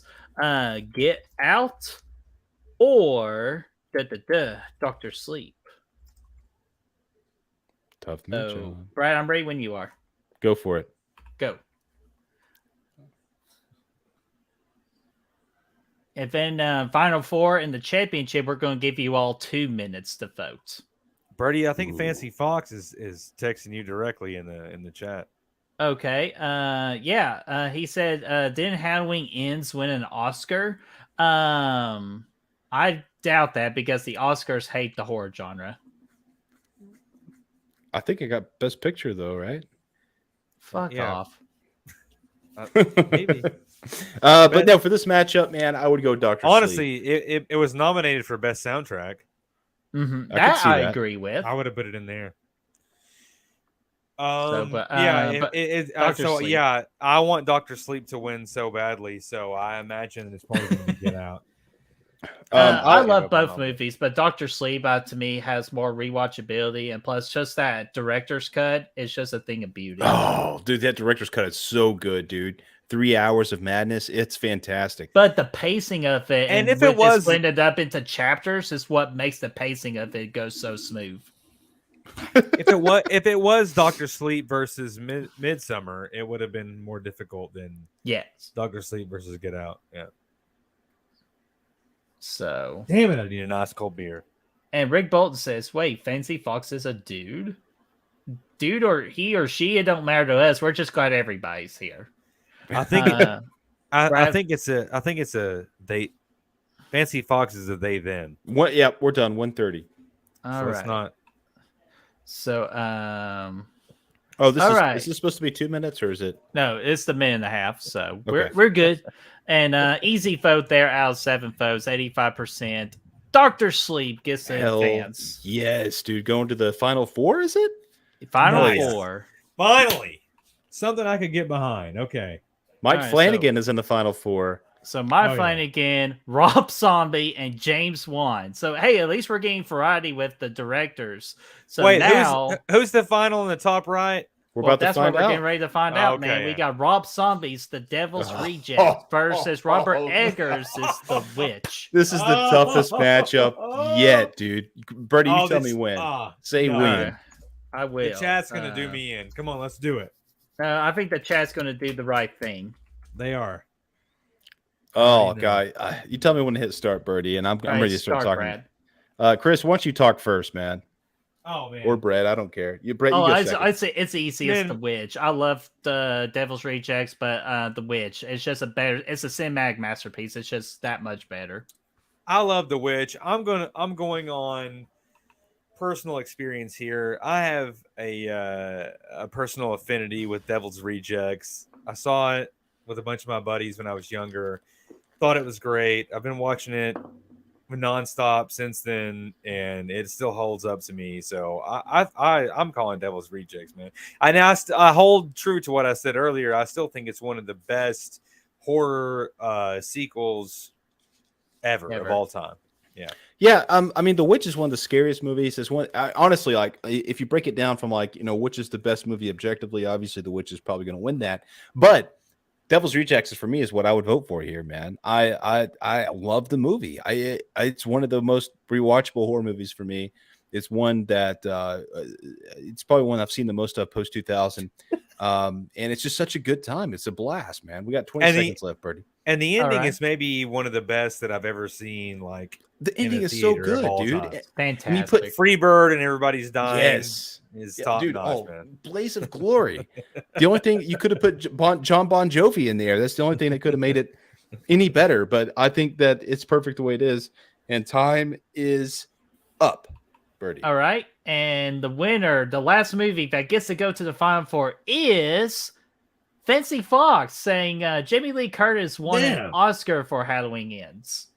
She did win the Oscar Oscar, but it was for Never But Say it Never was- Again or Everything or Nothing. Everything, or, everywhere, everywhere all at once. Yeah, that's what Brooke just said too. So yeah, and you know what? From what I heard, very well deserved. But sorry, we got a show to do. So out of 7 votes, the winner, Yeah. and to again my surprisement, She was Rob better in Zombie. Halloween Ends Rob than she was in Everything. Zombie. Okay, Chris. Rob Zombie gets 2 movies into the final 4. The Devil's Rejects wins. Rob Zombie. Oh wait, The what's the legend. other one? Halloween Uh, 2. Rob Zombie's Halloween 2. Jesus fucking Christ. No, it's Look okay. at that. Now I think it's getting ready to end, just like Racing Arizona. So now we're in the final 4. Dr. Sleep versus Rob Zombie's Halloween 2, and the Devil's Rejects versus The Conjuring. Oh, dude, I God, know. what a final 4. Dude, that is tough, man. That is one of the tougher Final Fours, though. I know some of these matchups have been easier than some of the ones we've seen, but this is tough. Well, let's go ahead and I haven't had a chance of which direction to go for, so let me decide this one. Let's go left first in the final four, and now you all have 2 minutes to vote. You will have 2 minutes to vote, so you'll have time to think about it before you vote. So for our first vote, it's going to be who goes to the finals of Doctor Sleep or Slurp, if I can type, versus Rob Zombie's Halloween 2. Brad, I am ready when you are. Go for it. All right, go. This, Birdie, Brett, can you go you- first this time. This is where the dream story ends. Doctor Sleep for the win. Doctor Sleep for me. Can you play one of the? Chris is like, can you- Doctor Sleep for me. Fuck this. Can you movie. play one of our Good night, Russell. skits or something? Do what? Can you play a skit or something? I do not have the skits on me right now. Damn. I know. All right. I'm sorry. Actually, I do have one thing for you. What do you got? I mean, it's a goddamn rat, man. Closest Of I course, got. Ronnie. Yeah. I didn't get a chance to say Doctor Sleep would be the winner for me in this side of the thing, but we didn't get a chance to say a second ago. Devil's Rejects versus Death Sentence. That's the revenge stories of the decade. There, man. I'm telling you, William Forsythe. We haven't had a chance to really talk about his performance in Devil's Rejects, but it was freaking. He's banging, man. He takes the lead role for like maybe the first time. He's like not some side character, and he runs with it, man. It's fantastic. He's got the revenge aspect about him. Kills it, man. I know it's not the right side of the bracket, but yeah, fantastic. But yeah, Doctor Sleep's going to beat Halloween 2. It's hard for me to say that, but I love Doctor Sleep, man. It's one of my favorites. Mm-hmm. Was a Brad, how much banger. time we got? 30 seconds, 35 seconds. Cool. All right, well, again, just long again, enough I'll. to take a piss. But I'll go ahead and just say this with Doctor Sleep, though. Like, I just think it's just so fantastic. Definitely one of the best. I think this one's the best horror sequel of all time. I think it's fantastic. I think it makes actually The Shining even better to watch now. I just love Doctor Sleep. Mm-hmm. And, Yep, absolutely. How much time? Actually, Brad, I don't think I 3 need your seconds. time. I don't think 3 yes. I don't think I need your time because I got the. There we go. So is Chris back yet? No, negative. He's not here. All right, because I really want him to be here right now. Don't tell me. Hey, maybe. Don't tell me. Don't tell me. Well, I'm going to tell. I'm a tell. But I got to wait on Chris to get back. But actually, this is actually a good time, Brad. Before I tell you and Chris who won, let's do a little promoting real quick. What Okay. are we starting freaking next Thursday, man? The Saw Watch Party series, starting with the classic, the Saw 2004 movie. It's going to be great, man. Really excited about it. And it's going to kick off a Watch Party series leading all the way up to Saw 10 this October, or September, rather, actually, now. September 29th, man. Yep. And as of right now, we are working right now for bring Braden on to be our guest for the first Saw movie to watch. Yeah, hell yeah. Dude, that's going to be great. Yeah, man. And then for Good Will Haunting, our first big event we're going to have is freaking the Friday the 13th trivia night, man. We love doing trivia nights on our stream, but this one's a rare occasion. We could not miss out on an opportunity doing this. Friday the 13th will be the topic, and this will be on Friday, October the 13th. So you absolutely do not want to miss this trivia night. It's going to be epic as fuck. And then after this tournament is over tonight, we will go ahead and let you know what Fright Night Year 2, what the category is going to be for that tournament we're going to be having for Good Will Hunting as well. Going to be epic. I'll go ahead and tell you that. Chris, I'm glad you're back, my friend, because you I never left. won. I never left. Oh, get the hell out here. You left. So, Whatever. And Chester, to let you know, time is to be determined. I will try to let you know soon because I need to talk to Brad about something about scheduling, but I will let you know soon. But Chris, here we go, guys. 7 votes, 57%. the one going on to the championship. It's Rob No. Zombie's Halloween 2. Over Doctor Sleep. Mm-hmm. The fans I- vote. Okay. Hey man, it's the fans' choice. Certainly not mine, but it's the fans' choice. I get it. I go on to say, I've said this many times, Doctor Sleep is one of the most underrated movies, horror movies for me of all The only time. way that I'll And be satisfied with this is that Devil's Rejects wins the whole thing. could And you it just imagine? becomes the whole Rob Zombies like finale. Yeah, that could be That's for- okay. I mean, that's still dumb as shit to me, and that doesn't make any sense, but that's okay. I mean, certainly not the way that. Well, I would view it you as. look at it on paper though. Doctor Sleep is super underrated. A lot of people haven't seen the movie. It bombed at the box office. It's not one that people talk about. So I get it. I see what happens here, man. I think I get it. Right, and the Devil's it's really Rejects weird. versus the Conjuring. And Brad, I actually don't need your timer because if I just stare at the poll long enough, it tells me how many minutes it stays up. Okay, cool, nice. To know. Just like when in the integrals of like a 1 minute and all that. So with 2 minutes will be good. So I'm gonna go ahead and start this poll right now. So guys, vote. Who is Devil's going to Rejects. challenge Rob Zombie's The love of Halloween God. 2 in the finals? The Conjuring or the Devil's Rejects? Let's at least let Devil's Rejects win if we're gonna put Halloween 2 in there. You know what I'm saying? I would have probably chosen Doctor Sleep over all of them, but if we're gonna Well- get Halloween 2 in there, I mean, Devil's Rejects has got to win. I'll go ahead and let you know right now, guys. 6 votes. It's 50-50. Let me tell you what though. That's Fuck. what's fun about getting the fans involved because I remember in the '90s tournament we did. Never would have expected it to turn out the way it did. I mean, as far as the winner goes, yes, I could see Same that. thing with but- Fright Night. Yeah, Fright Night as Who well. won? Did Pulp Fiction win in the 90s? Pulp Yeah, Fiction it won in did. the '90s, Yeah. but the Final Four was interesting. I remember it being interesting. And same thing here. Because Doctor Sleep, I would have definitely taken to the finals. So yeah, and we're looking at a possibility of 2 Rob Zombie movies in the championship here for the Summer Slash. So I'm interested to see where that goes. 1 minute left to vote. And while we do that, real quickly, for our votes, who do we got winning here? I'm going to go ahead and say, because I think I already know your twos. I'm going with The Conjuring. I'd go with Devil's Rejects here. For already all the know what reasons Chris I've is talked doing. about. Biased of piece course, of For shit. me, no, Biased Devil's piece of Rejects for shit. me. No, 1,000 times over, buddy. I mean, I've been pretty vocal about it. Insidious and Conjuring are like cookie cutter horror flicks to me. They don't really represent anything special. I could live without both of them in my life. I don't dislike them. I just don't think they represent anything special.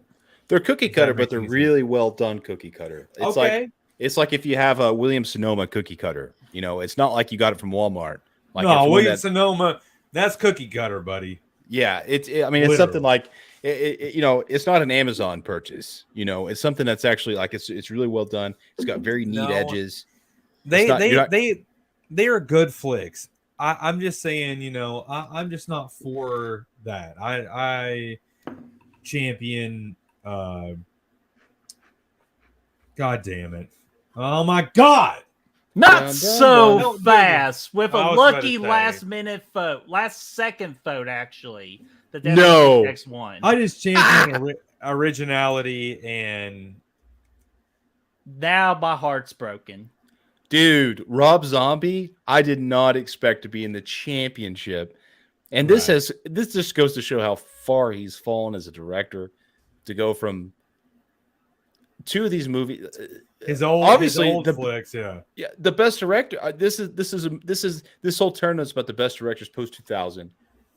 One director's got both the championship movies, so I think Rob Zombie wins the tournament, no doubt. I know, Eric Heath. No, Thank no. you so much. What the hell is happening? Hey, what's that guy doing here? Oh my god! So that was Eric was our last for the Real March Madness tournament bracket winner when he filled out the bracket. He did, and I feel like he Really? had Devil's Rejects. I remember seeing this I bracket. for know this. nobody. I got to double check the bracket, but I'm pretty sure nobody had Devil's Rejects. I know one person who had it there. I know one person Oh, who had it really? winning the whole thing. Yeah. don't Okay, think but they they have a might, Halloween. if they freaking win, then they might be having a $25 Amazon gift card in their future. So let's go ahead and start that poll. And you know what? Just for shits and giggles, I'm going to do 3 minutes. Correct me. You don't need me. Correct me if I'm wrong, though, Eric. You had Devil's Rejects going pretty far. I think you had Sinister winning your bracket, if I'm not mistaken. But I think you had Devil's Rejects going pretty far. But yeah, I love it though. It's one of those movies that I never get tired of it, man. I say Dr. one Sleep more bad winning thing mine. about the king and my presence. Oh, I forgot. All the right, quote, guys. 3 minutes starting now. Actually, no. You sorry, say I another hit- derogatory I hit, word I about hit Elvis Aaron add option. Presley. Okay, I apologize. That's it. Starting now. but And Chris and Brad, y'all better not be phoning in the chat too. Of letting course, you I know. wouldn't do that, man. Okay, Absolutely. just want to make sure because I haven't. I really almost wanted to with the Conjuring one, but no, we are not going to cheat our own system. And, No, and well, Atanas, the what's people going will. on, my friend? What are you doing down here, John? I live Rick- here now. Rick asked, how do we get the brackets beforehand? Well, normally, if you follow our social medias, we always post the brackets there. And in the description of this video is the link where you could fill out your own bracket. Yes, absolutely. For the future. But for how we're going to do the Fright Night tournament for in October, instead of filling out the whole bracket, we'll post the bracket. But if y'all would just provide your final 4, title game, and winner, I feel like we'll have a better turnout that way. Yeah, absolutely, dude. And that's absolutely. how we're going to do it for the next time around. Again, we're learning with these tournaments. But as we're getting these votes in, I'm going to go ahead and vote on this just to piss off Chris. I'm going with Rob Zombie's Halloween 2. It's, again, Rob Zombie's cinematic masterpiece. And actually, in a way, it's the true definition of what a modern horror film is all about. No, Rob Zombie's modern horror film is Devil's Rejects, which is the greatest horror sequel in cinema history and has the greatest ending in horror. Rob Zombie's Halloween 2 is a sequel, and it's a better sequel. I disagree with that, bro, man. No, it's Devil's Rejects is the quintessential horror sequel, and it has one of the best endings of any horror flick, sequel or otherwise. Has one of the best endings of all time, maybe of any genre ever. I mean, it has one of the most satisfying endings of any movie I've ever seen, and the score kicks ass, and William Forsythe has one of the best villains and one of the best character studies. One more minute.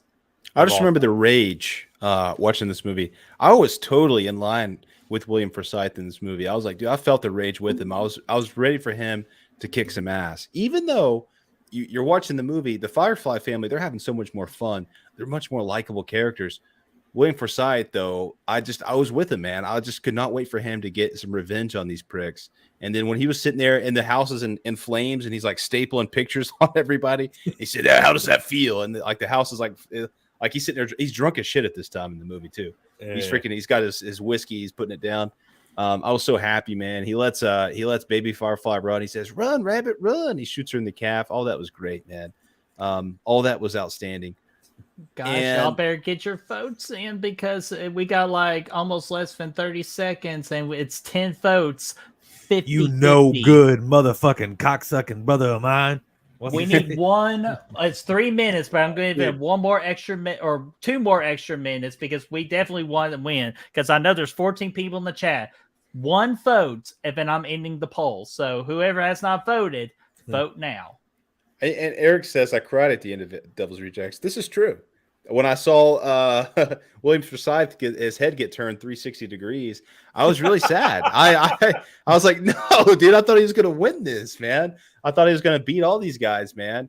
And I was really disappointed. But Tiny shows up at the last minute and freaking pulls a freaking 360 on us, man. But I did not hold Eric's hand the whole time I was watching the movie. I think maybe Eric's drunk again from this. I think he remembers it well. I'm thinking, yeah. But no, I just it's one of those movies that I can't get enough of, man. You got people wearing faces, run out into the road, getting filleted by damn semi trucks and stuff like that. It was great. Didn't you say that a minute ago? Well, I know, but I'm doing the extra 2 minutes because I'm telling you, we just need Oh, one Lord, vote, and I know we got 13 people in the $7. chat, so one person just needs to vote. Your one vote could determine who wins this championship, who wins it all. This is true. But it's short And story if short. not, then it'll have to go to us with three, like with the vote, like with the votes between us three. Yeah, that's what it'll come down to at the end of the day. Yeah, 10 it's votes? probably what it's going to look like because right now it's 10 votes. That's freaking crazy, man. Hey, Roy, I got that Dr. Corndoc's beef jerky you want. And Man. from what it sounds like already, I already feel like it's going to be 2 for you guys and 1 for me. Let's talk about the opening too, man. Whenever the cops all show up outside the Firefly residence and they just have that shootout, that epic shootout, man. That was awesome. Yeah. And even that's when they run underground and there's that Allman Brothers montage. They have right of that. Yeah. All right, fellas. It's still There's 10 no to 10. fucking way. No, Rick still said- 50. I hope we don't rust the barrel. Hey Haas, I think I still got some of your. I'm not gonna say it on YouTube. But no, guys, it is 50%. So 5 for Devil's Rejects and 5 for Halloween 2. We gave you all 5 minutes, so it is going to have to now come to us because we couldn't make a decision, and now as there's 3 of us, we can freaking distinguish who's going to win. I've already voted Raw Zombies Halloween 2. So, gentlemen, what do you all vote for? Devil's Rejects. Devil's Rejects. All right, then the judge we have decided as a group. So the Devil's Rejects is your first ever Summer/Slash champions. I'm really happy about this. This is probably the most excited I've been after a tournament. This is fantastic. I mean, of the movies available, I think this is probably a worthwhile flip, man. Yeah, this is fantastic. Yeah, so congratulations. And you know what? Again, I can't be mad at this. I really, truly can't because, again, I think this is a very good movie. So congratulations to the Devil's Rejects on winning this year's the first ever Summer/Slash tournament for the Best Modern Horror Directors Movie Tournament. And congratulations to Rob Zombie holding that prize possession for the movie. You know what? And if anyone out there in the chat can contact him directly, we'd be glad to have some sort of trophy made or something to give him directly. But it was left up to me, man. The Lighthouse really should have won. So I think Conjuring should have won. The witch had Dr. Sleep. Dr. Sleep honestly would have been my winner. My finals was Dr. Sleep versus Conjuring, by the way. If Rick is still on here, he'll back me up that the Lighthouse definitely should have won the whole thing. But I would say probably the best objective movie in this thing is probably The Witch. And before we start to wrap things up, guys, you're gonna be mind blown with this. You ready for this? Chester and Brooke have not seen the Devil's Rejects. Oh, get on it, dude! and let the Goodwill Hunting let the Goodwill Hunting know what you think about it. Yes, go check it out for please. Sure. Absolutely, check it out. Check it out. You'll both like them. There we go. I will post the results of this tournament tomorrow in our social medias. And then I'll go ahead and, since you all have stayed tuned with us, I'll let you all know first. And then Sunday is when I'll announce for the Fright Night 2. And what that topic is with everybody else on Sunday. That's when I'll let them know. Nice. But since you all hanged out with us and voted and y'all been such a great people in the chat, I'll go ahead and let y'all know what the topic is. So for Goodwill Hunting 2023 Fright Fight Year 2, the topic is best horror movie of all time. Of all time. That's all time. Of all time. And we're still in 30s, development. the 40s, the 50s, the Yeah. 60s, the 70s, the 80s, the 90s, the 2000s, 2010s, and the 2020s are all included. Yeah, and we got movies like Rosemary's Baby. But he was talking about 18, so we also need to include the 1930s and 1940s. Yeah, but again, like to Not go even along with listening Brad, to we that. got Rosemary's Baby, we got freaking Alien from the 70s, we got freaking The Shining from the 80s, we got Scream from the night. We got all. We're gonna do everything we yeah. can to bring you all the absolute best bracket. And again, just to let y'all know, when you do see the bracket eventually, because we're still under development on it, it's all opinion based and also number based too, with how we got make our tournament. my bowl of porridge from 1858, which is one of the scariest things I've ever seen. Mm-hmm. This is true. Oh, Fancy Fox is already saying The Exorcist is the best of all time, and you could bet your bottom dollar The Exorcist will be included. That is true. That's one of the scariest movies of all time. Probably the scariest movie of all time, honestly. Yeah, and then Chester's saying Halloween 78. And so, yeah, go ahead and just get the juices. Will be your time to represent your favorite horror movie of all time. So we're excited to bring that to you in the month of October. We don't know when yet that tournament's going to be. Hopefully when it gets closer, we'll determine that. Yeah. So, all right. So, again, congratulations to the Devil's Rejects. About to wrap everything up here. A nice little bow. Do y'all have any last kind of statements about this tournament? No. Well, yes, I guess I do, because I would like to say that I'm really happy about the winner. I didn't see it coming. I'm pleased But with for how me, it turned out. Yeah, I'm happy about it. Mhm. Malignant got cut short, but No, it did not. Fuck Malignant. Man, I'm happy for But- Rob Zombie 2. Like, we have some Rob Zombie Halloween 2 fans, because that's one of the most like subjective like movies. Like, people hate it or people love it, and I'm glad it got his respect tonight. yeah, no, it was great to see it in the finals, man. Rob Zombie, well represented. All of his other movies got eliminated in like the first round, I think. I'm pretty sure. Literally. Too. And yeah, then he had, 31 in Lords of Salem. I mean, they're dog shit. Let's get serious. They're dog shit, right? Mm-hmm. They're not Sort of. I mean, come Yes. on, fellas, they're Yeah. dog shit. 3 from Hell is Yeah. dog shit. 31, 3 from Hell, Lords of Salem. They're all pretty bad. The Monsters. Monsters is dog shit. Yeah, it was bad. Wait, Chris, but- did you just say yeah?